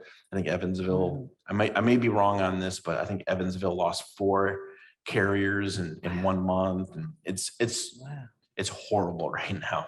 So right now the outlook is not very good for us attracting any kind of regularly scheduled air carrier service, unfortunately. I think it would be wonderful for the market. Maybe just have a daily to Chicago, or I think there's even a market for the DC area eventually when they have the personnel, but it's just not now. Yeah. Michelle, should I ask a follow-up or? Oh, we're ready? I will not ask a follow-up. And Michelle, I should be seeing 4 different accounts here, but I'm only seeing 2. Yeah. Yeah. Personnel. And then there's the new Okay. supplies. Gotcha. So you'll scroll down as I. read Yeah, I this. didn't know Awesome. where you were at or. type of Sometimes thing. I can scroll down, but not in Yeah. this case. Okay. Council, I'm going to restate the aviation department totals for Fund 11070000 aviation. In the personnel category, we've got $748,067. In the supplies category, $151,250. In the services category, $412,800. And then in the capital category, $30,000 for a total of $1,342,117. Thank you. Now, all those in favor of accepting the aviation department's budget request, say aye. Aye. All opposed, say nay. Motion passes. Okay, thank you Thank for your you. time. Thank you very much. Now we are on to item 7, which is the Youth Services Bureau. Council, I move to open for discussion and review Fund 11140166 Lit Special Purpose Youth Services Bureau category requests of, in the personnel category, $2,012,714. In the supplies category, $65,600. In the services category, $156,055. And in the capital category, $34,750 for a total of $2,269,119. Second. Welcome, Judge Gallivan and Ms. Thevenel. Hello, good evening. Do you want me to just start? Yes, Right in. please. Okay, our 2023 budget request is about $50,452 more than the 2022 budget request. And I'm sorry, I can barely hear you. Can you, just a little closer. so get closer. Now you can hear me? Okay. Our 2023 budget request is about $50,452 more than the 2023 approved budget. However, I want to note that the 5% COLA increase was $74,942. So we were able in the O2s and O3s for Quest and functional family therapy costs, they are reduced over the next 3 years. So they're less than what was approved in 2022. And that's how we were able to make up that difference. We have asked for increases in food. We do have to feed the children. Shelter supplies, equipment and vehicle repairs, because we ordered a bus and had it approved by the committee and paid for and all those things in 2020. And we still don't have the bus yet because 12 passenger buses are really hard to get built into. We're working really hard with Richard Kreider right now to see if there's an alternative to the one that we ordered. And we're hopeful, but as our buses, they're really old, get older, it just costs more to get them repaired. And then last, our trash pickup has gone up $500 for the year, but you got to have your trash taken away. So those are the only increases that we've asked for. And again, the difference in our budget from last year is a $50,000, $452 increase. All right, thank you. Are there any comments or questions to my left? Yes. I guess I'd just like to know how things are working with the new positions. Well, I'm glad you asked. We have just on Monday, we finished our last meeting with MCCSC and finalized the referrals are starting to come in for the truancy program. So we did hire 5 new positions. So hiring, as you know, is a challenge. We did get them all filled. We have done onboarding and training. There's a lot of training that's required in background investigations if you're working with youth. So that took a minute, because this was improved in March of last year and we finally got them hired in the summer. And so we're starting the program at part of it. The Quest part of it, we're really excited about. We've started working with them closely. So we're going to actually have software that can give you hard data someday, hopefully by next year. We'll be able to provide you and answer any questions that you have. So that has begun. We have our staff trained on Seeking Safety, which is the adolescent substance abuse program. We're not launching that one quite yet because school needs to be going for a while and we want to do these one at a time as we begin them since they are pilots. And there may be youth that would be involved in both. You might be truant and also have a substance abuse issue. And it's really hard to ask a youth to come to 3 or 4 meetings a week. It's a little much, especially if we want them in pro-social activities like sports as well. So things are happening and it's exciting and we're hopeful, but by early next year, we should be able to give you some more substantive information. That's great. I'm glad you were able to actually fill the positions. I know that's Yes, me too. always a challenge. Councilor Hawk? Yes, I've mentioned this in the past. A few years ago, we were able to see routinely the head count that you have, how many guests you had, and which ones were from Monroe County. Not, of course, the person's name, but let's say if you had 5 and 2 of them were from Owen County. Okay. We saw that routinely. It was sent to us before. Oh, that was before my time. I didn't know that. I'm just saying, we Yeah. used to always get that. Oh, because we really sort of demanded it. Because the public wants to know, are we taking care of Monroe County's children? Or are they paying this tax? It's a rather large revenue, some that locals are paying. Remember, the other counties aren't paying this. They want to know how many of our youth that this is taken care of. So I think that's the accountable thing to do. Okay. Did you get that in an email or how was that reported to you? It was actually a daily login sheet. You could see how many males, how many females, and whether or not it was a parental placement. But how did we get it? I remember getting it. I don't remember when, but I don't remember exactly. They got it from the director. Yeah. I'm reading what you're saying. You know, I've never been accused of not being able to be heard before, Kim, to be honest. Marty, I can't remember if that was Kim Meyer, our director at the time, who used to send that out. I think that may be what you're referring to, but we can certainly get that for you. Make sure you get it. I mean, it certainly was not, it didn't have anyone's name on it, nor would we, I mean, I understand you would do that. But there's a login sheet, or I assume you still have your login sheet once, when you have you staying there, you've got the name, you've got the county they're from, and what kind of placement they are.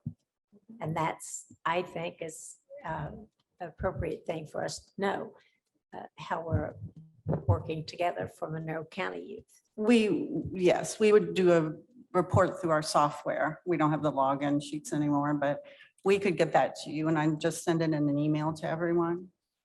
That would be fantastic. Okay. Thank you. Sure. Councilman McKim? Yeah, so of course, Judge Galvin, you will be retiring soon. And I'm wondering if the Board of Judges has made a decision yet on who will be taking your caseload and working with the Well, not officially Okay. yet.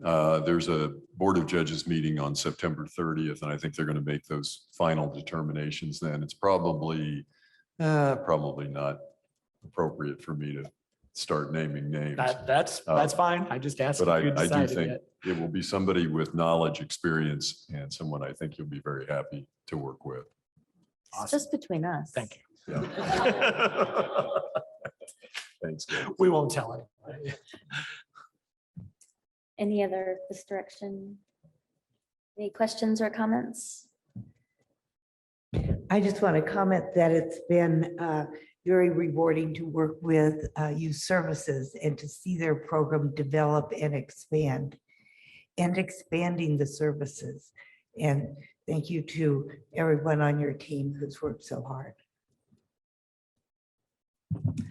I do want to say one thing. I would like to thank Louis Malone for his 18 years of service for the youth of Monroe County.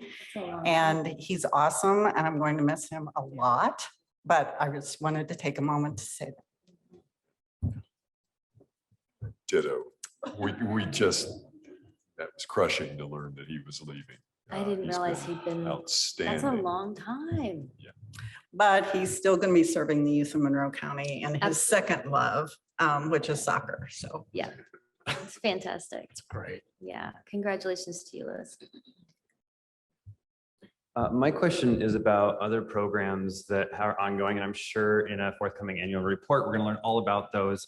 But obviously, as we're going through changes in our economy and our society, how is Safe Place going? How many, are the days of service that you're providing?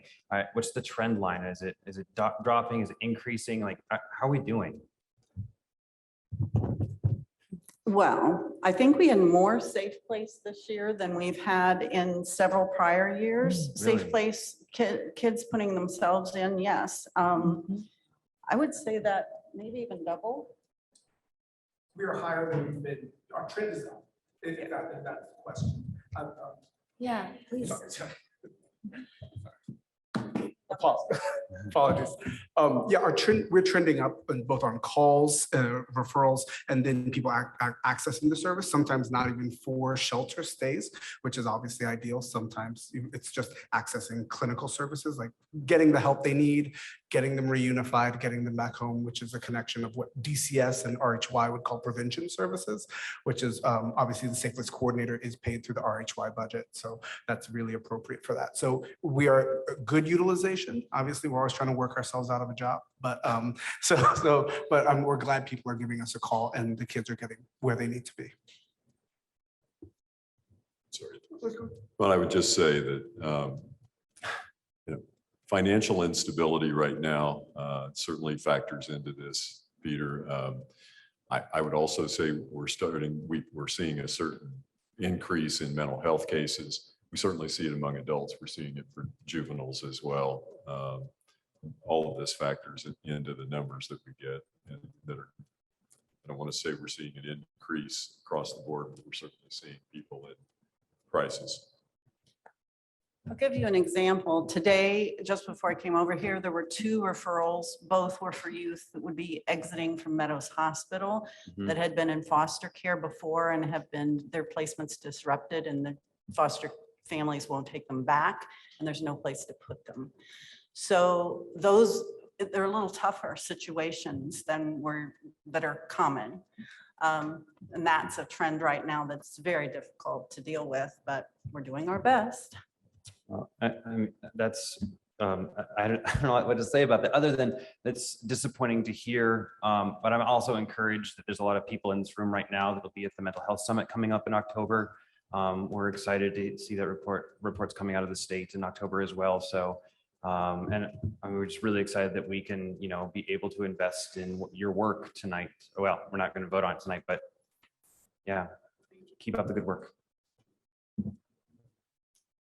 Any other questions or comments from council? Hello. Sorry, I just on the subject of retirement, I did want to congratulate you for your impending retirement. And thank you for all your years of service. I assume this is going to be your last budget hearing. And, I think that your judicial philosophy and work and youth services and leadership, along with the staff of Youth Services Bureau, have really why we're not talking about building a juvenile detention center here. I mean, this is really important stuff, and Monroe County remains I think remains a beacon of hope and a model for other counties and communities.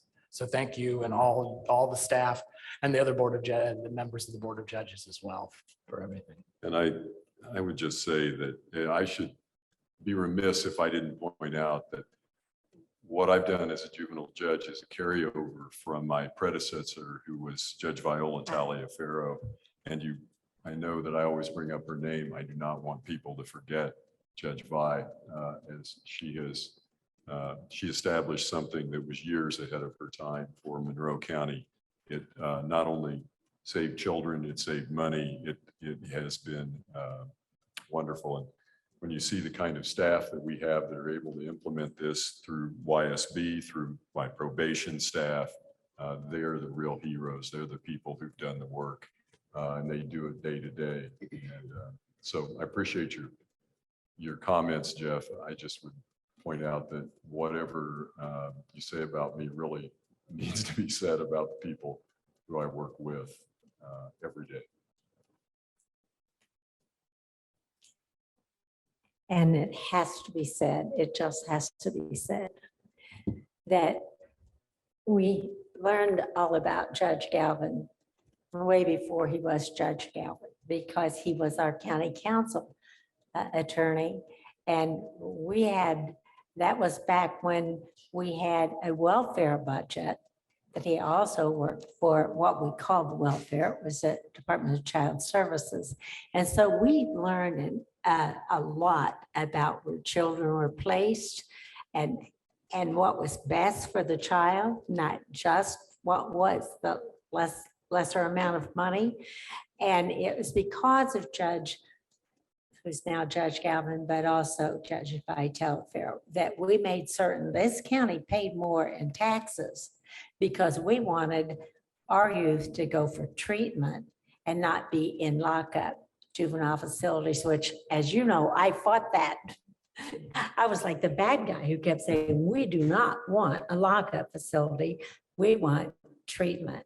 And so I appreciate all those years that you worked so hard for this county and the children here.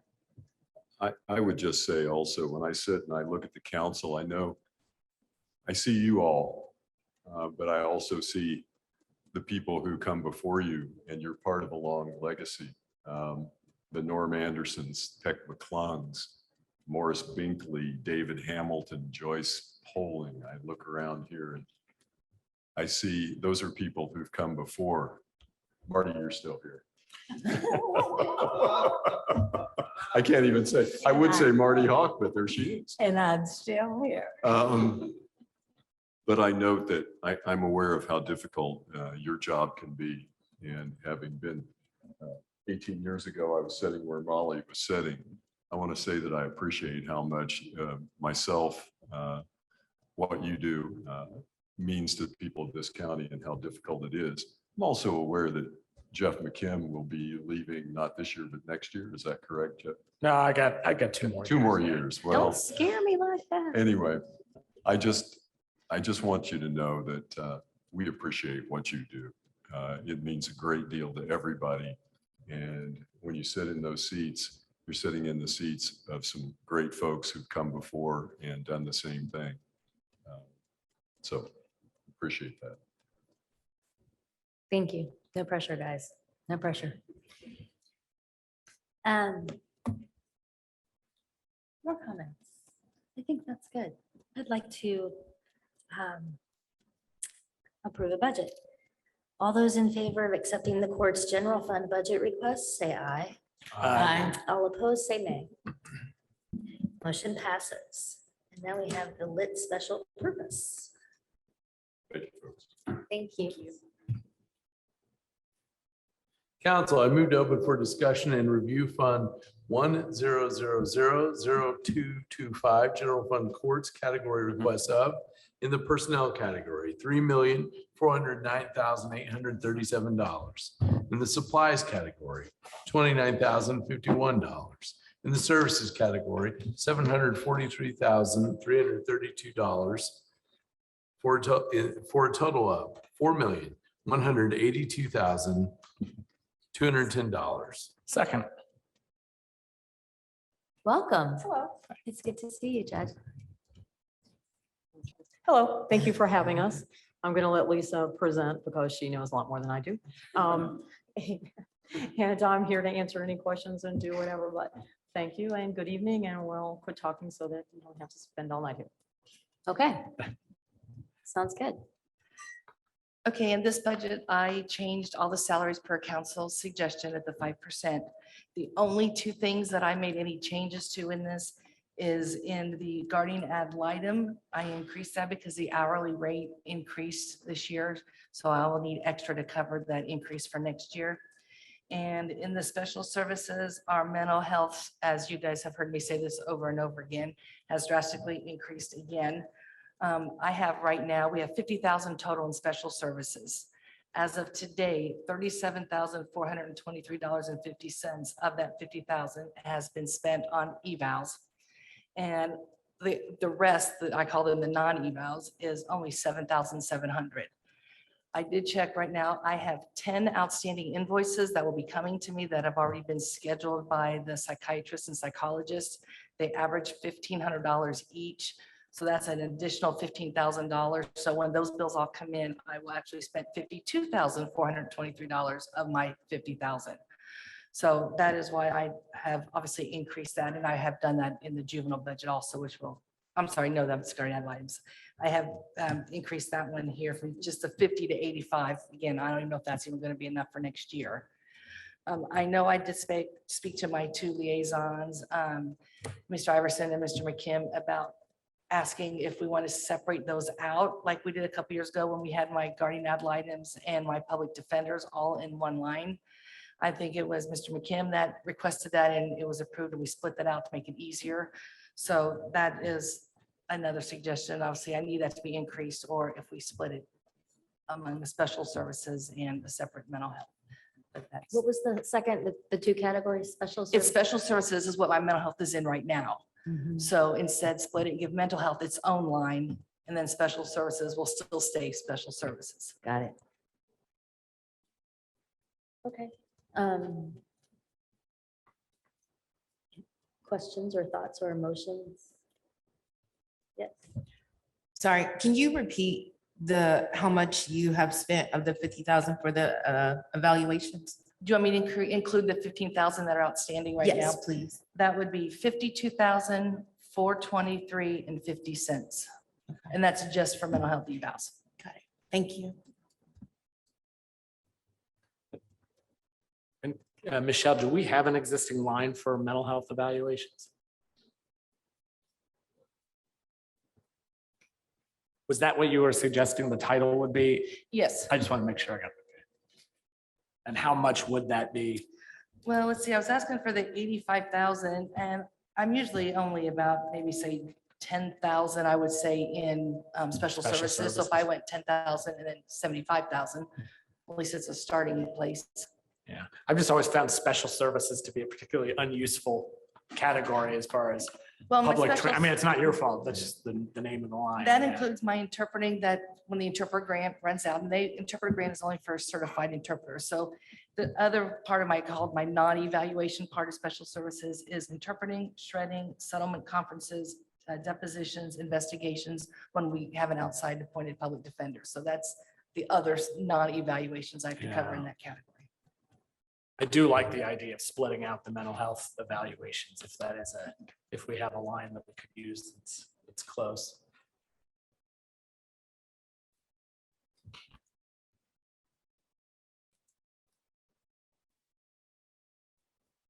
We could move on if anybody else has any. Well, I'll just, for the record, I think that's a really good idea too.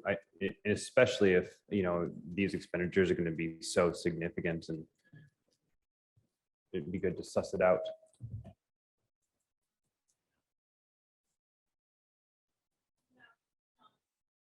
No, we do not. So you can just move to have it to be announced or to be determined, and I'll create one. Create a line number. Okay. All right, council, I move that we, let's see, reduce line 32710 special services to $10,000, but create a new line in the services category, mental health evaluations, with a line to be determined, and set that amount at $75,000. Second.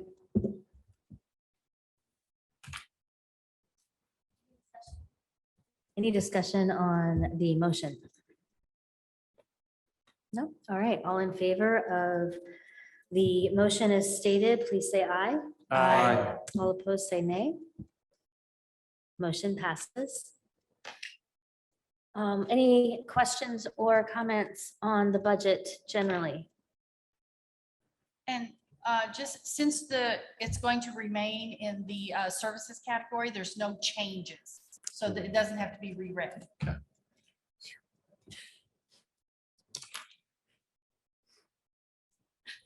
Questions? Okay.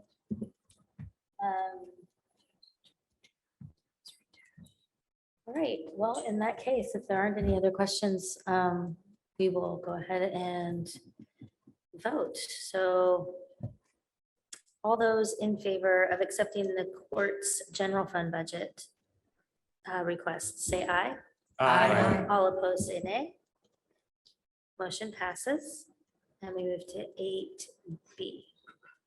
Council, I move to open for discussion and review Fund 111400225, lit special purpose courts, category requests of, in the personnel category, $163,473.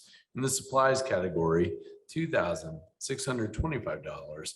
In the services category, $256,046, for a total of $422,144. Second. Okay, in this line, I only increased again the three positions for employees due to the requests of the council. The only difference I actually made in this is the guardian ad litem. I increased it by $5,000 again because of the hourly rate that went up. Other than that, everything stayed the same.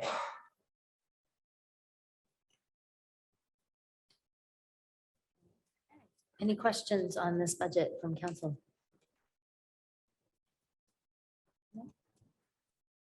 Right. All in favor of accepting the court's lit special purpose fund budget request, say aye. Aye. All opposed, say nay. Motion passes. Moving on. Now we have public safety. Council, I move to open for discussion and review Fund 117000225, Public Safety Lit Courts, category requests of $261,557 in the services category, for a total of $261,557. Second. Okay, this budget covers the ASI guards in the Curry Community Corrections and Justice Building pursuant to the contract they have with the commissioners. I was informed that theirs would also go up by the 5% due to what the employees would get. So that's the only thing that's in this budget. Okay, are there any questions from council? No? Do you have any idea how many security guards there are?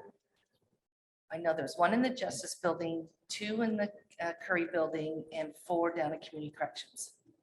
Okay. Okay, great, thank you. If there are no questions, we will go ahead and vote on this one as well. All those in favor of accepting the court's public safety lit fund budget requests, say aye. Aye. All opposed, say nay. Motion passes. 8D, please. Council, I move to open for discussion and review Fund 22000000, Alternative Dispute Resolution Fund, category requests of $500 in the supplies category, $13,200 in the services category, $1,000 in the capital category, for a total of $14,700. Second. Okay, this budget is exactly the same as it was last year, so we've made absolutely no changes. Well, there you go. Are there any questions, comments? No, no, all right.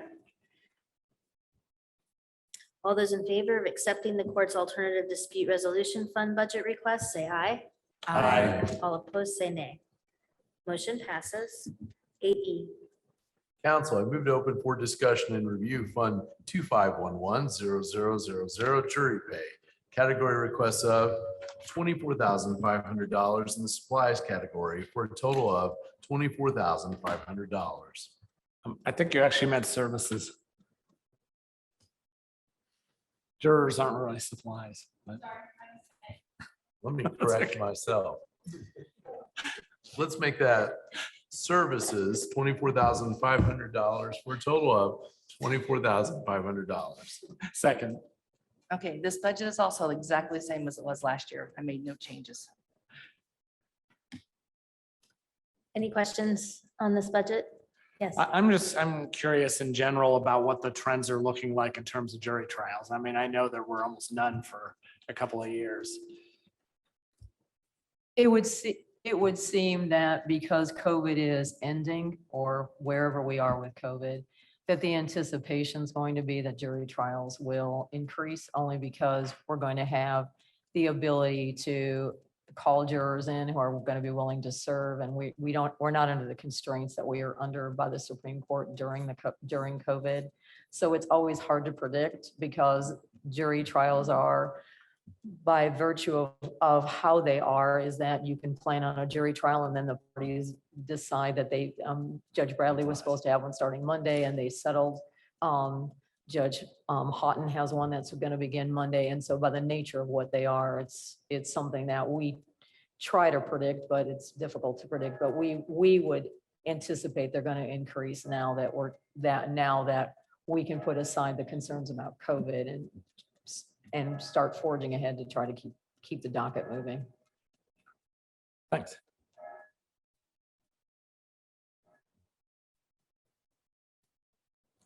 Questions or comments to my right? No. About how much of this fund have you used this year? Do you happen to know? No pressure, sorry, just curious. As of today, I do still show I have a cash balance of the $60,435.08 in it. And this year, I didn't write down how much we've used so far this year. Kim, do you have that?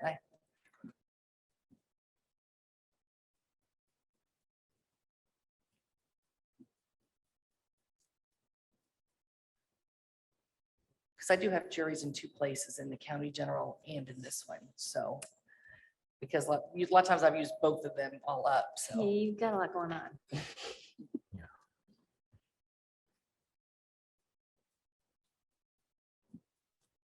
Does this go into, come out of unappropriated if there's not enough?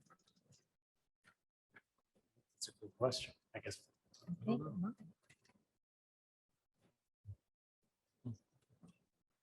Seems like we have such a substantial balance that it's not going to happen, but you're right, we got to pay. Somebody has a right to a jury trial.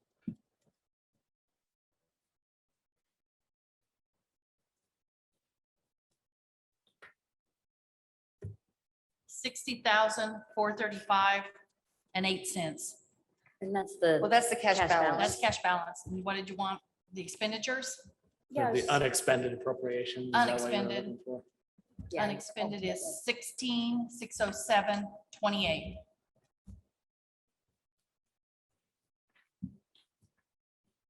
Got it. Okay. Thank you. Are there any other questions besides mine? No? Okay. All those in favor of accepting the court's jury pay fund budget request, say aye. Aye. All opposed, say nay. Motion passes. Item 8F. Council, I move to open for discussion and review Fund 8895-0000, Title 4D Incentive Category requests of, in the personnel category, $43,084. In the capital category, $9,500 for a total of $52,584. Second. Okay, I kept this budget entirely the same with the exception of the Title 4D Court Commissioner because his salary is based on a judge's salary. Other than that, I kept everything the same. Any questions? No, all right. In that case, all those in favor of accepting the court's Title 4D fund budget request, say aye. Aye. All opposed, say nay. Motion passes. And that concludes the budget review for the courts department. Thank you. Try to keep it easy. Good job. Was, thank you Thank very you. much. And now we have the probation. All right, council, I move to open for discussion and review Fund 10000226, General Fund Probation Department, category requests of $2,720,899 in the personnel category, $1,000 in the services category, for a total of $2,721,899. Second. Welcome, Ms. Brady and Mr. Hatfield. Thank you. Good evening to everyone. I'm Linda Brady, the Chief Probation Officer, and I also wanted to let you know that I have a team here with me. In the very back of the room are the Board of Judges. Almost every single judge is here. And right beside me. That did not go unnoticed. Pardon? Yes, that did not go unnoticed. And our presiding judge, Judge Mary Ellen Dekoff, right next to me, Deputy Chief Probation Officer Troy Hatfield, and on Zoom is Deputy Chief Probation Officer Becca Strite, who's also our Community Corrections Director. So this can't be done with just one person. This is a team effort. There's a lot that goes into the probation department budgets. We don't just have these budgets that are before you tonight. We actually have 22 budgets. At any given time, it might be as many as 24, depending on what grant year we are in. But the budgets before you, that's probably enough for one night. Just to give you a sense of how much total budgets we have, right around 6.9 million for 2022. And of that, about 56% were tax-based, about 14% user fees, and about 30% were from grants. So we're very dependent on grants. The biggest grant that we get is our community corrections grant that we come before you every year to talk about. So the budget we just, you just read out, just to let you know, a few changes that I've asked for in the budgets this year from last year that'll be across almost all budgets.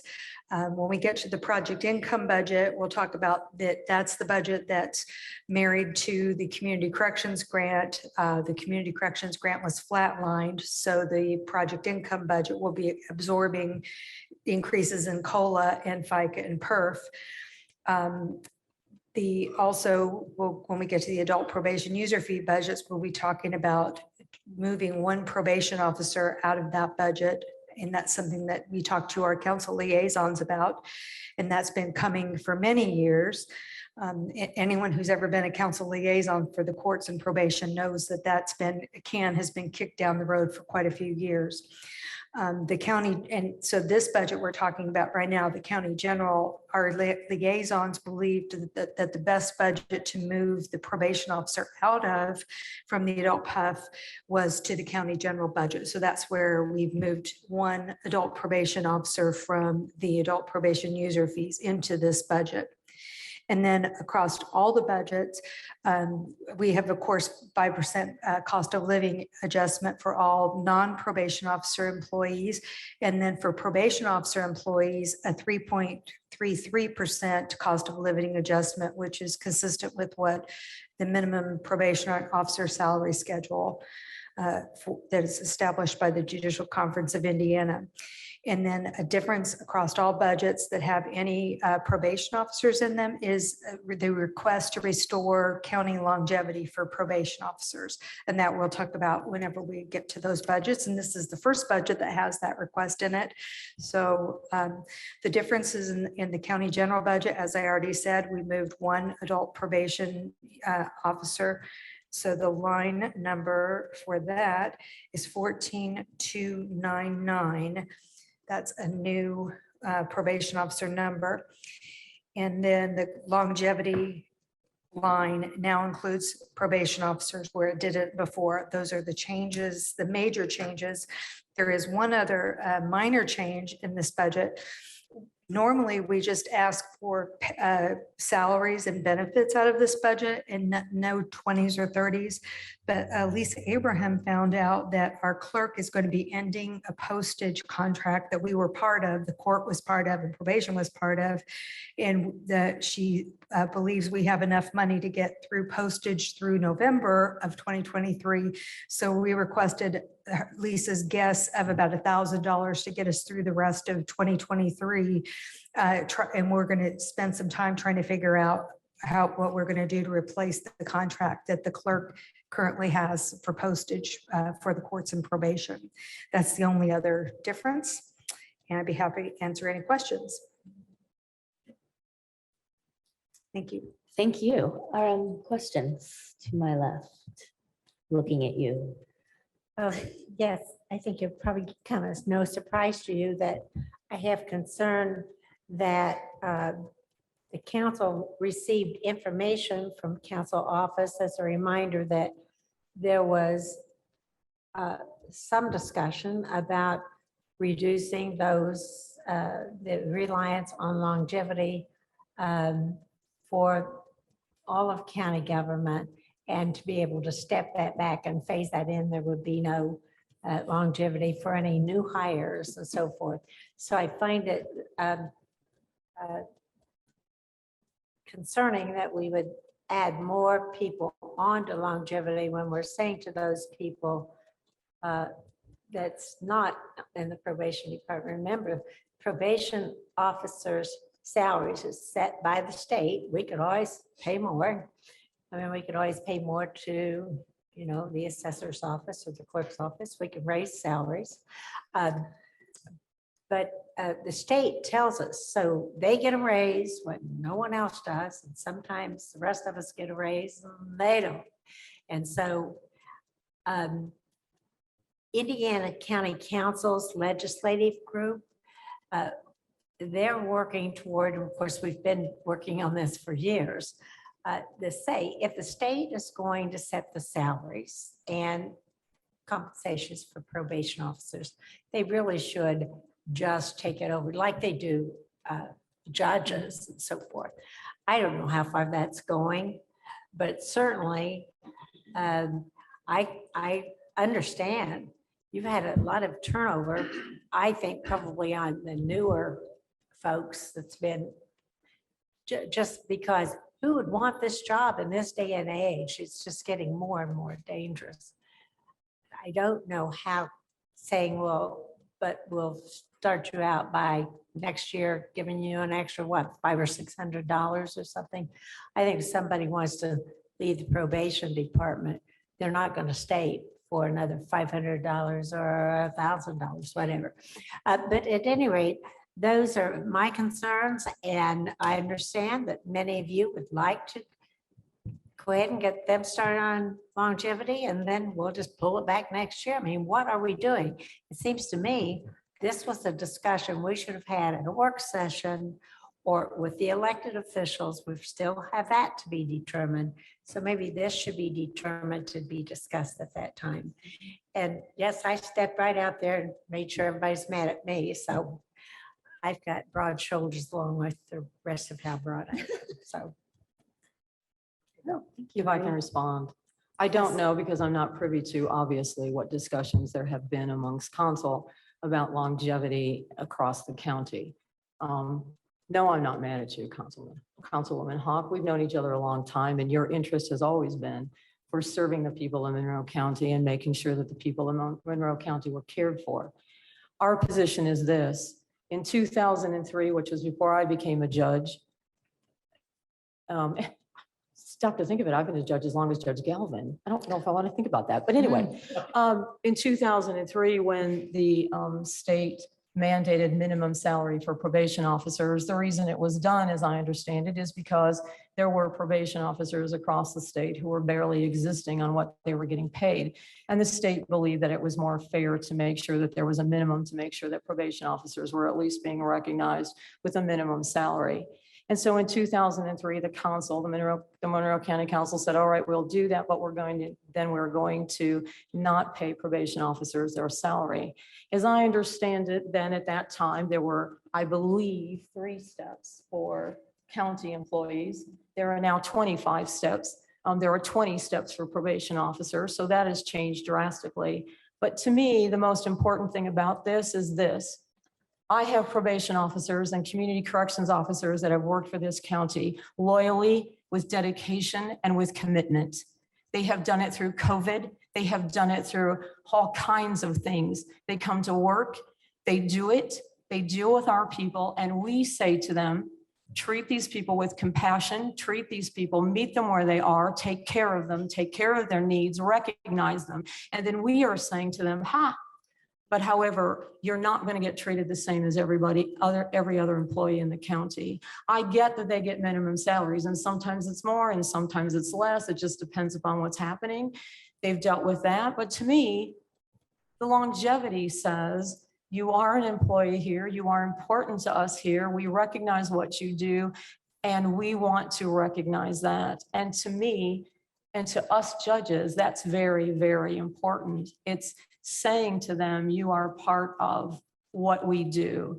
And I don't think, and we don't think, that they should be penalized because the state sets the minimum salaries. It's not their fault. And it's, and truthfully, as we've been pointing out to you, there are surrounding counties where they are paying way over minimum salaries to keep probation officers. We are 9 down. We are still trying to give the services we do. We are still trying to service the people we need. We became a pretrial release county a few years ago. We began the pilot to try to keep people out of the jail and get them the services they need. And we need to recognize that we have people who are doing that. And I recognize that they're different because of the minimum set standard, but I and the judges don't believe that they shouldn't be entitled to the longevity. I will tell you, this is very, very important to us. This is something that we truly believe is what they should have.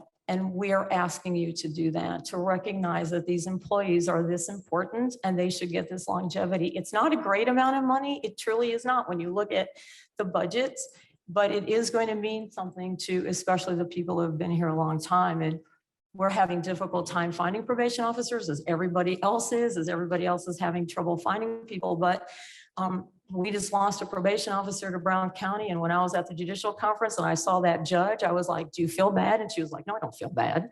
I'm glad that I got her. And I'm like, yeah, well, you should be. But so we're trying our best, but I and the judges believe that to recognize them by restoring the longevity is a very important step to saying that you should stay in Monroe County, that you should stay doing what you're doing for us and for the community. We appreciate the work that you do, and you are important as an employee. So that's why we're asking you for this, and we put it in the budget this year. Okay, yes, Councilor McKim.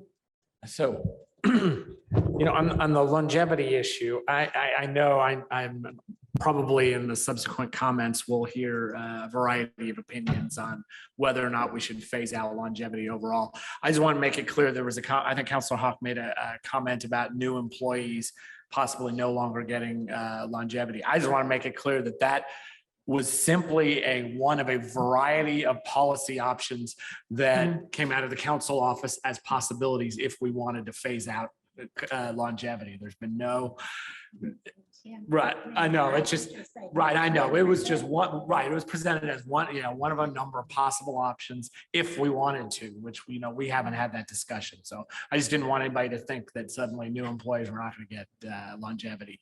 I tend to not, I understand the rationale for getting rid of longevity. I'm probably not one of the supporters of getting rid of longevity overall, unless I hear some really good arguments. But regardless of whether we get rid of it or phase it out over a period of time, I think probation office, I think it should be a level playing field. And so I guess I see, even if we're going to phase it out over a period of time, I don't see any reason why the current probation officers should be held back from that. I can't see simply that the state sets a minimum salary doesn't seem like it's a good enough reason to me to not pay probation officers longevity. And I was unaware of the background of how that happened back in, I think, what, 2003, was that what you said? But I can't see a good reason for not paying probation officers longevity. So that's where I am on that.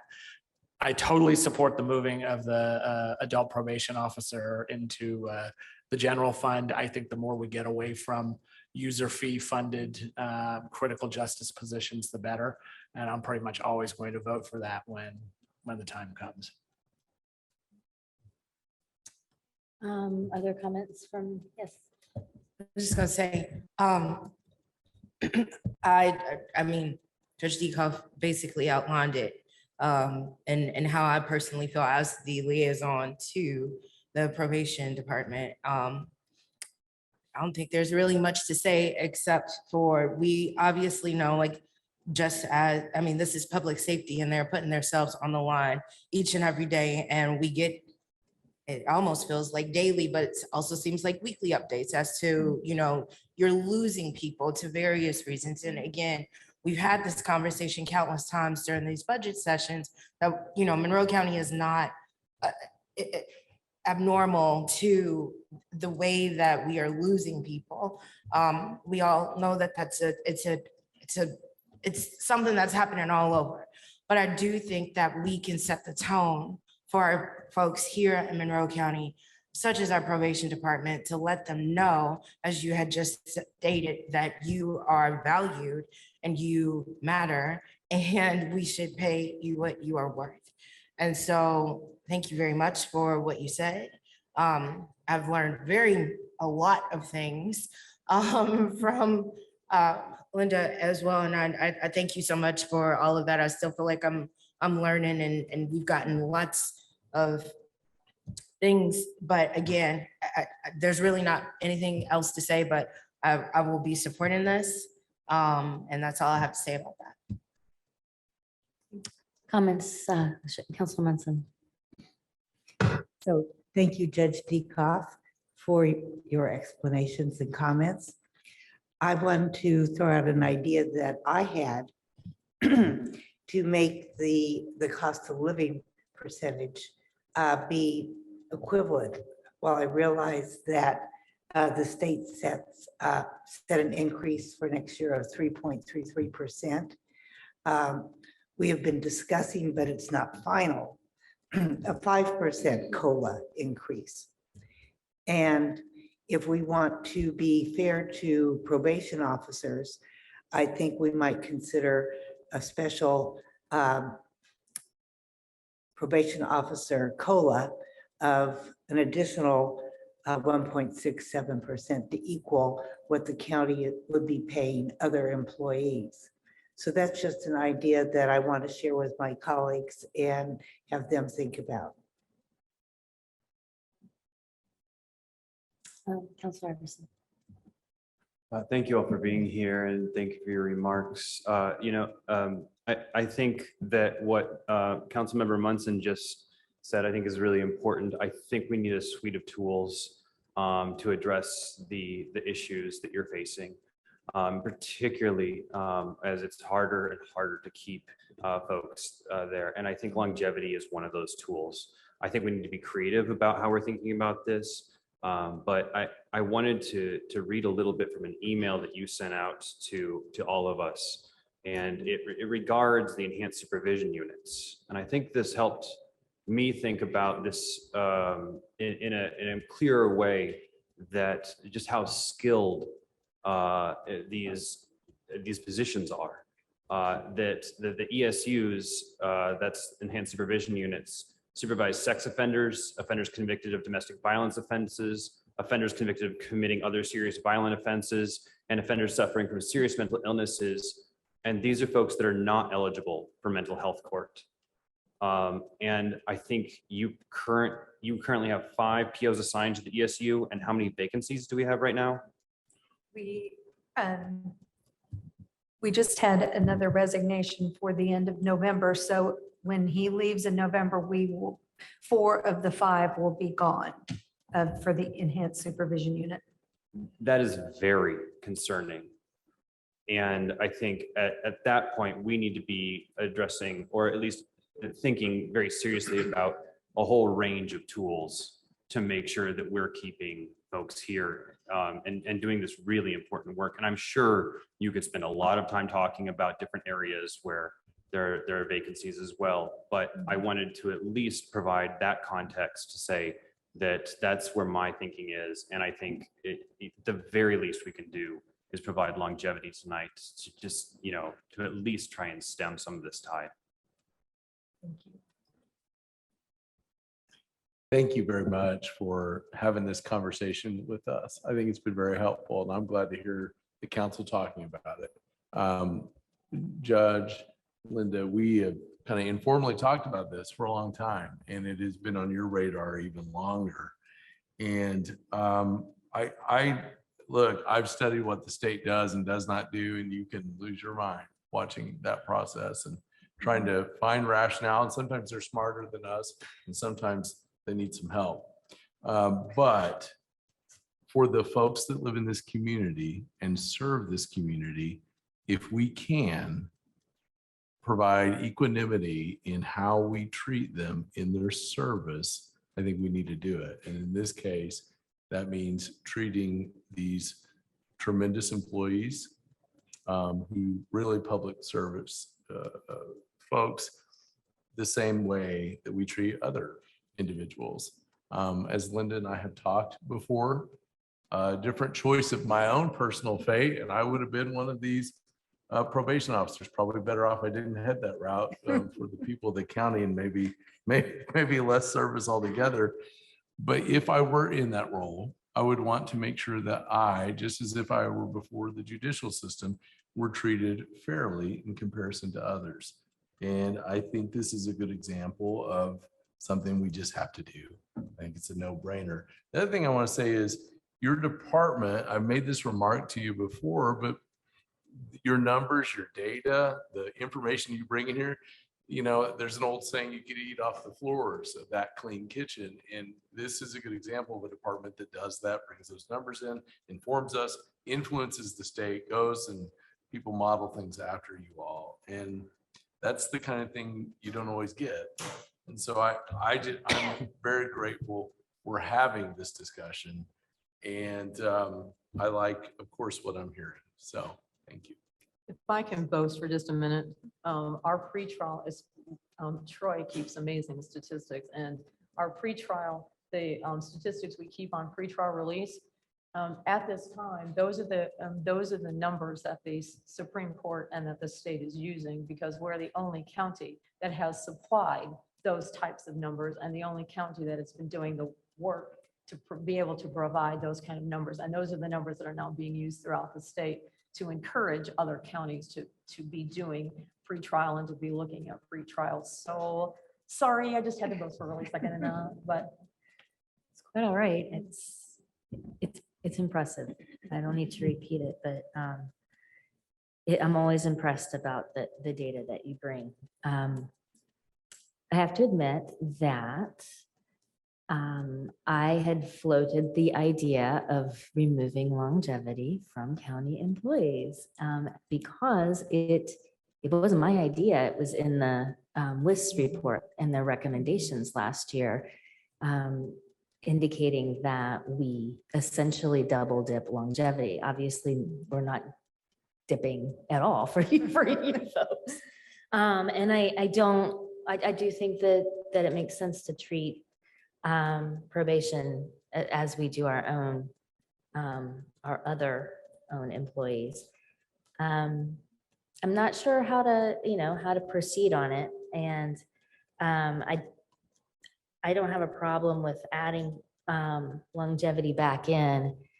I just wanted to kind of come clean on the idea of where that came from, which was, I'd asked Kim to look into what are some options if we were to take this recommendation, what would that look like and how big of a riot would I create?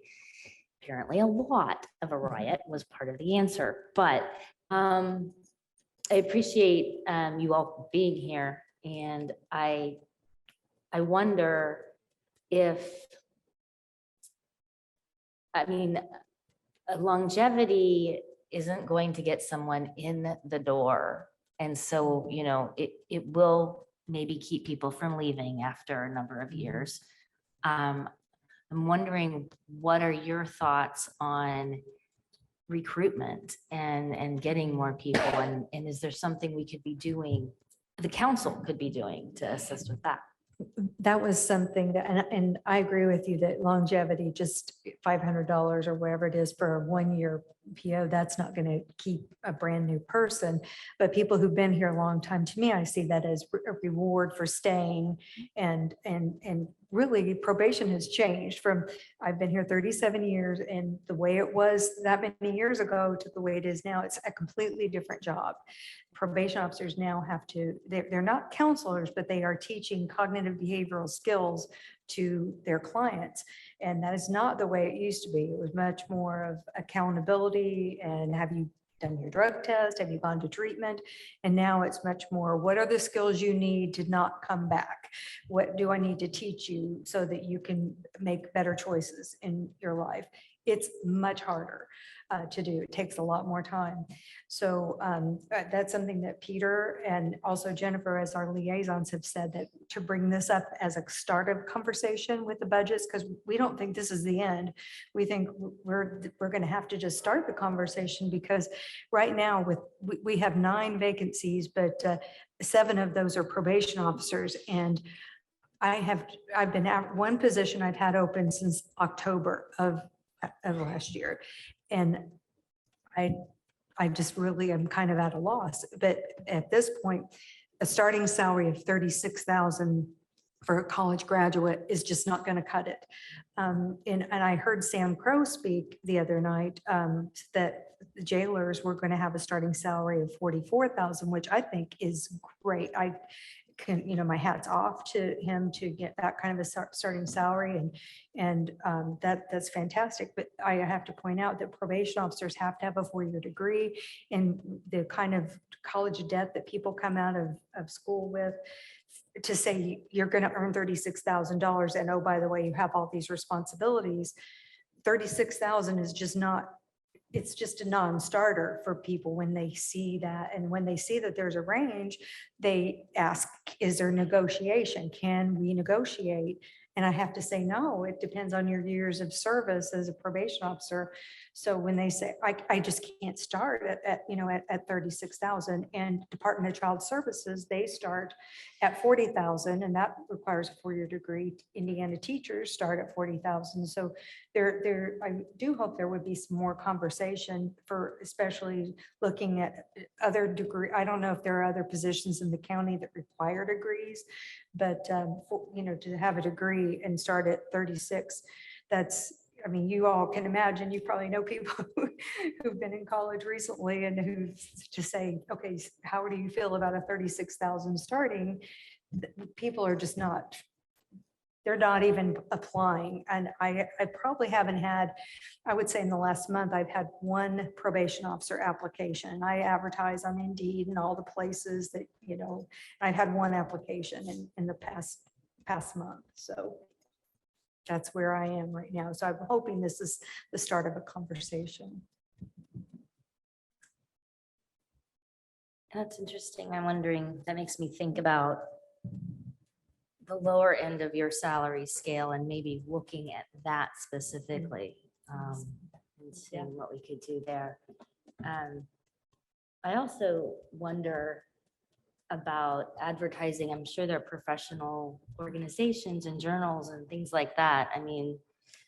If we could pay them more than $30-some thousand, perhaps advertising a little bit more broadly would attract somebody. But Thank you. That's a lot of good information. Are there other questions or comments from council?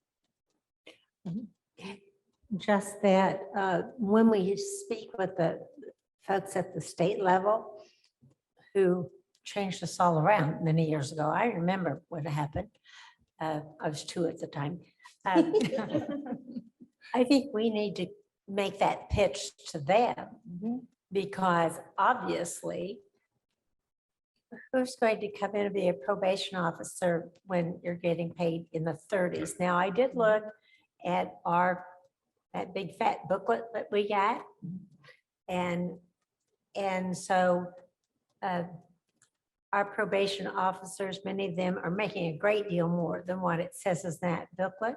But that's because they don't have the experienced folks that we have, because they do have longevity already built in to their salaries. The state has that built in because they have all these different steps that they have. And it also, depending on how many people they oversee, then they get more steps up for that, more steps up for different education. I don't have it all memorized, but I've looked at it several times. But it does seem to me what we have to look at is like that one group where there's only like 4 employees in that one group, and pretty soon you're going to have 0 left. Maybe that's where we should start. I don't know. I do know this much. If the state is going to continue to say, this is what you have to pay them, they don't tell us how many we have to have. And that was the argument from the county councils from the get-go. State may say we have to pay this much, but they don't say how many you have to have. And remember, our county has a lot more money to pay salaries than a lot of these smaller counties do have. And so I don't doubt at all that the county councils would say, quit telling us what we have to do, when we're going to have to lay off people in the auditor's office, in the clerk's office, or wherever, just to pay the probation officers. And that's what some of those folks are up against, or they were a few years ago. So let's go to the state and talk with them as well. Absolutely. Any other comments or questions to my left? To my right? Okay. Then all those in favor of accepting the probation department's general fund budget requests, say aye. Aye. All opposed, say nay. Nay. Motion passes.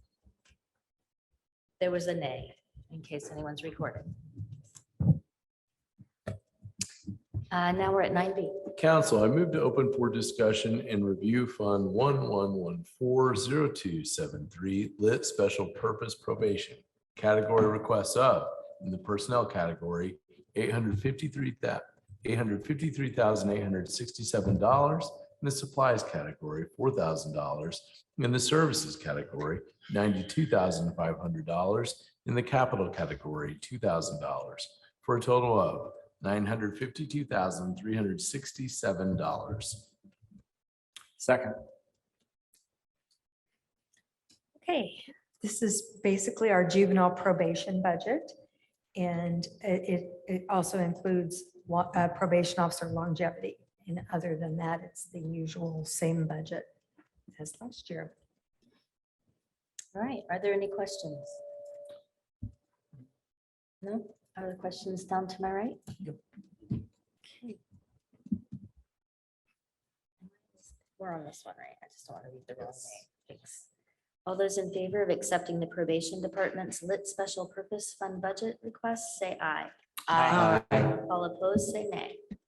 Motion passes. 9C. Council, I move to open for discussion and review Fund 11700226 Public Safety Lit Probation. Category requests of $188,052 in the personnel category, $295,560 in the services category, for a total of $483,612. Second. Okay, there are 2 staff persons, 2 probation officers in this fund, so this also includes probation officer longevity. Other than that, it's the same budget as last year. All right. Questions to my left? No questions to my right. All right, then. All those in favor of accepting the probation department's public safety lit fund budget requests, say aye. All opposed, say nay. Motion passes. 90. Council, I move to open for discussion and review Fund 2504-0000 Court Alcohol Drug User Fee Fund.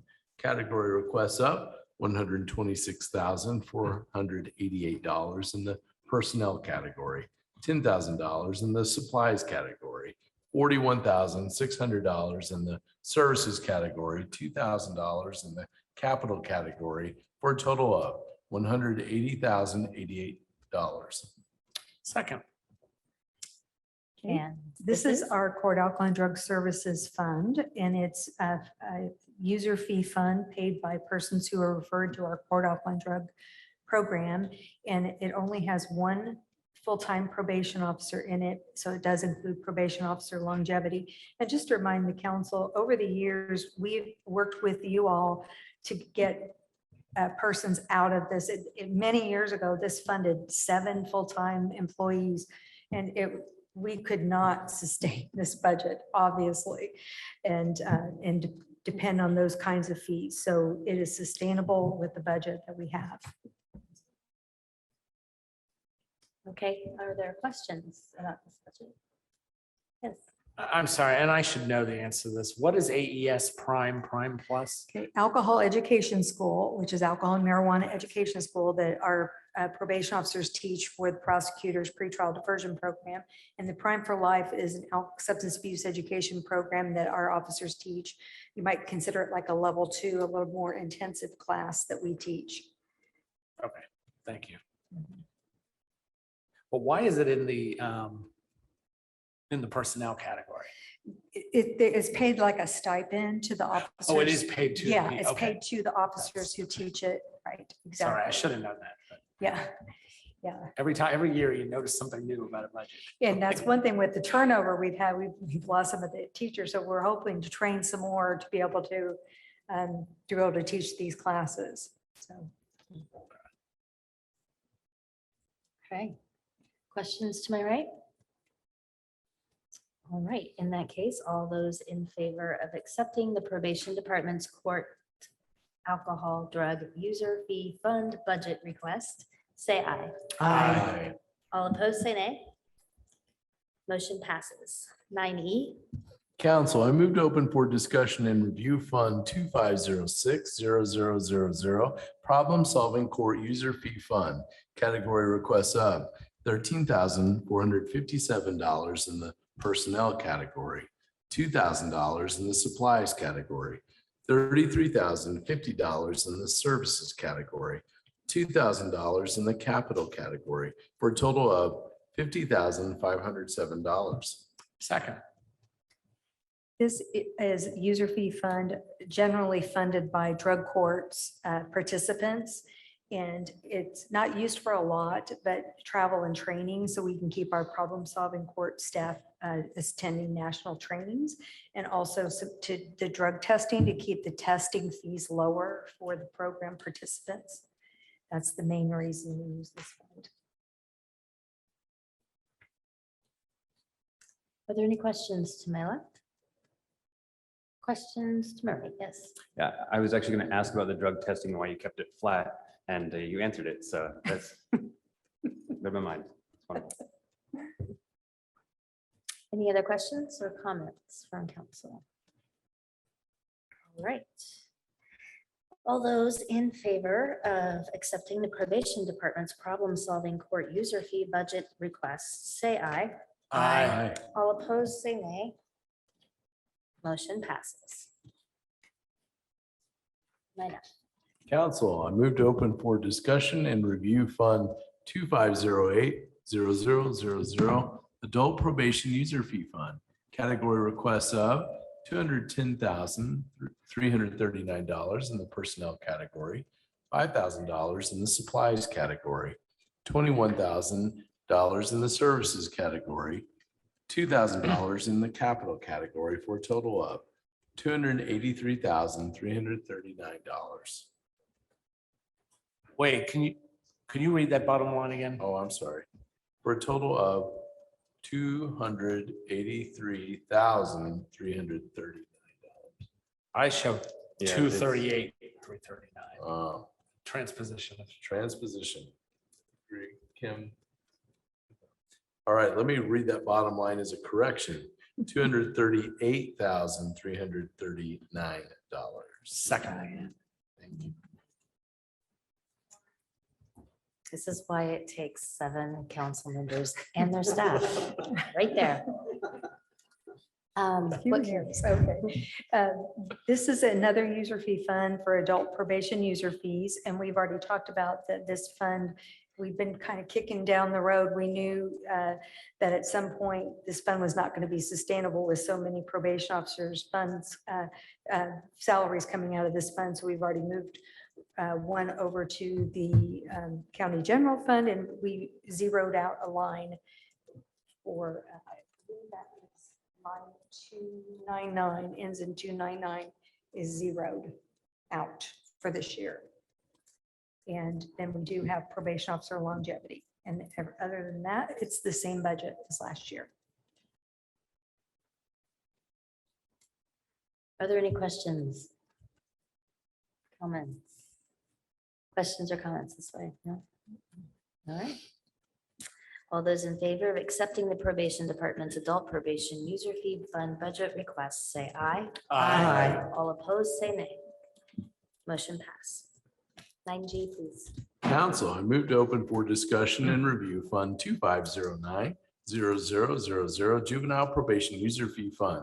Category requests of $5,383 in the personnel category, $3,000 in the supplies category, $9,000 in the services category, $1,500 in the capital category, for a total of $18,883.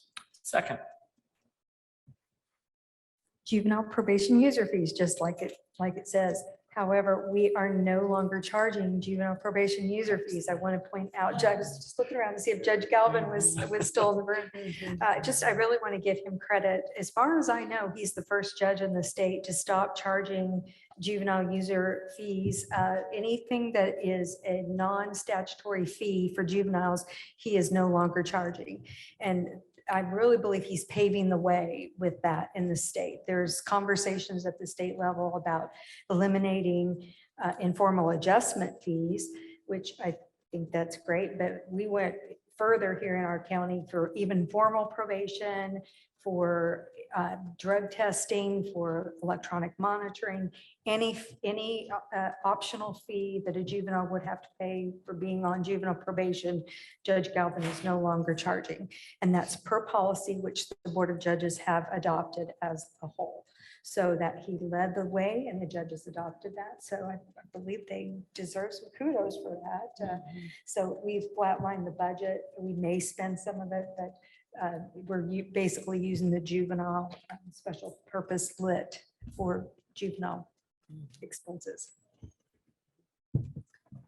That makes sense. Thanks.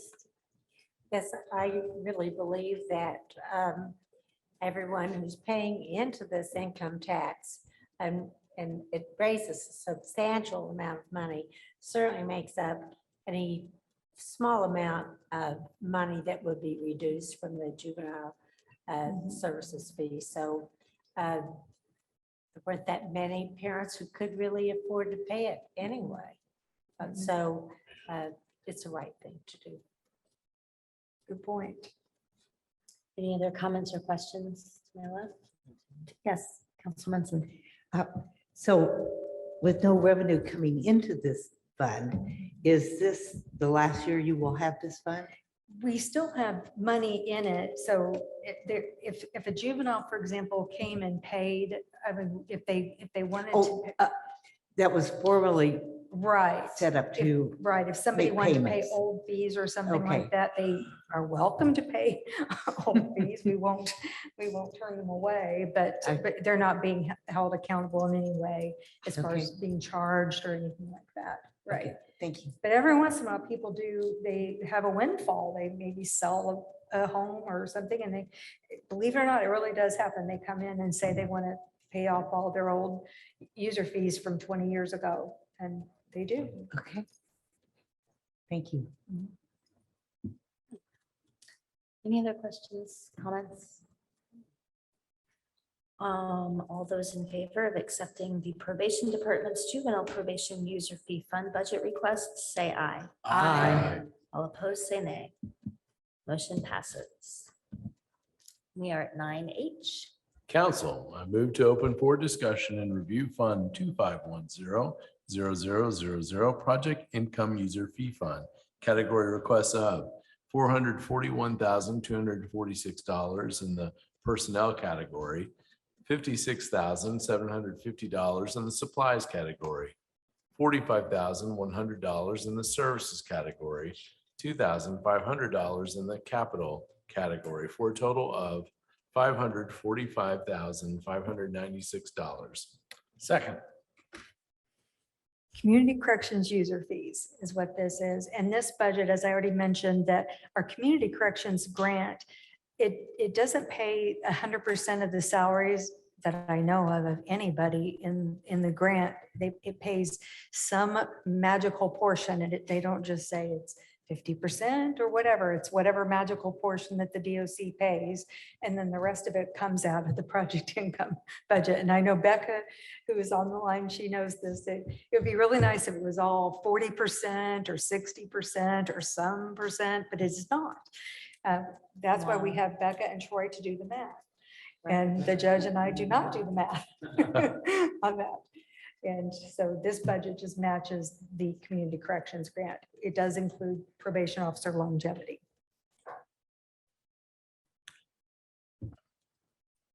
Questions? Yes. So you mentioned earlier that the grant portion had been flatlined. And so this had Yes. to, so I'm a little perplexed at why that would happen. I mean, given the fiscal state of the state of Indiana, that they have to rush up to Indianapolis to figure out how to send us all checks back.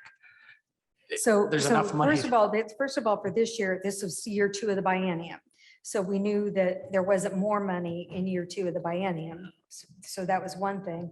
And Troy might have more to comment on this too, but when the DOC issued the grants, they actually issued more than was allocated in the biennial budget. So in other words, they were spent out reversions. They knew that they were going to get some reversions. And so they spent out a lot of what they thought would be reversions.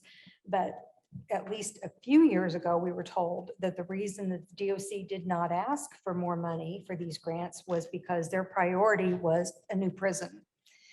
Now, I am not privy to know what is in the mind of the DOC at this point, what the priorities are. I don't know if anybody at this table is, but I haven't heard what their priorities are.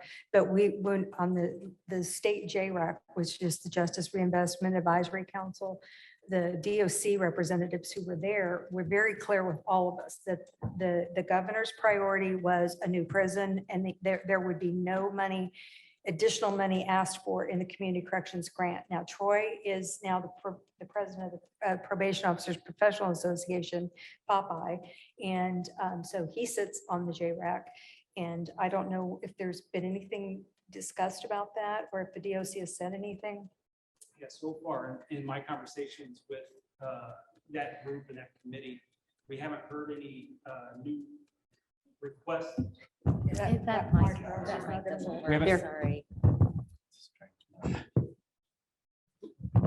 So far, we haven't heard any new requests or any details of new requests about funding for community corrections next year. As Linda said, we're in that second year. Community corrections is funded about $73 million in the state. And it's a non-reverting fund. So any of those reversions that come back to the state, they have been doling them back out to the counties. But we are flatlined for 2023 in terms of what we're given. We already know that. We actually found that out a couple of weeks ago. And again, we're waiting to see. The other kind of piece of the puzzle that we deal with that kind of coincides with project income funding is we received 2 grants from the Indian Office of Court Services. We received a grant for Veterans Court, which helps pay for one of our case managers or one case manager in our problem solving court for Veterans Court. And the other one is our pretrial services grant that pays for a pretrial services officer and also helps supplement a little bit of the public defender costs associated with the pretrial program. We received notice of those grants, received I think a small increase. Actually, we received, it was very nominal if there's an increase or a decrease in either of those 2 grants going into 2023. We received word of those just recently after budgets were due. And you will notice in the project income fund, there are 2 new lines in there. One is the top one is 1055, or I'm sorry, 155 or 10055, and that's the that would supplement our Veterans Court. I kind of put that line in there just in case we needed to supplement in case that grant was cut. We should have enough to cover that salary, so that $1 we won't spend in there. And then the other one is 14,300. And that will coincide with the pretrial services officer, that IOCS grant. And you'll see I put $11,000 in that line because that is what's needed, because that grant, they capped the amount of benefits, the fringe benefits that are available to all grantees in that grant, as well as the salary was capped too. So that's why there's a supplement in it for that. Thank you. Other questions? Comments? All right. All those in favor of accepting the probation department's, I've forgotten what we're on. Sorry. All those in favor of accepting the probation department's offender transportation fund budget? I thought we'd already done that. I'm sorry. All those in favor of accepting the probation department's project income user fee fund budget requests, say aye. Aye. All opposed, say nay. Motion passes. Many apologies. Council, I move to open for discussion and review fund 49160000 probation offender transportation fund category requests of $3,000 in the services category for a total of $3,000. Second. Just want to say a shout out to Eric Spoonmore because this was his favorite budget of all budgets. For one, it's the last budget, but the other is it's a silly budget because it can only be spent on retaking probationers who violate probation in another state. We can use this money to go retake them, and we can only use this money to go retake them.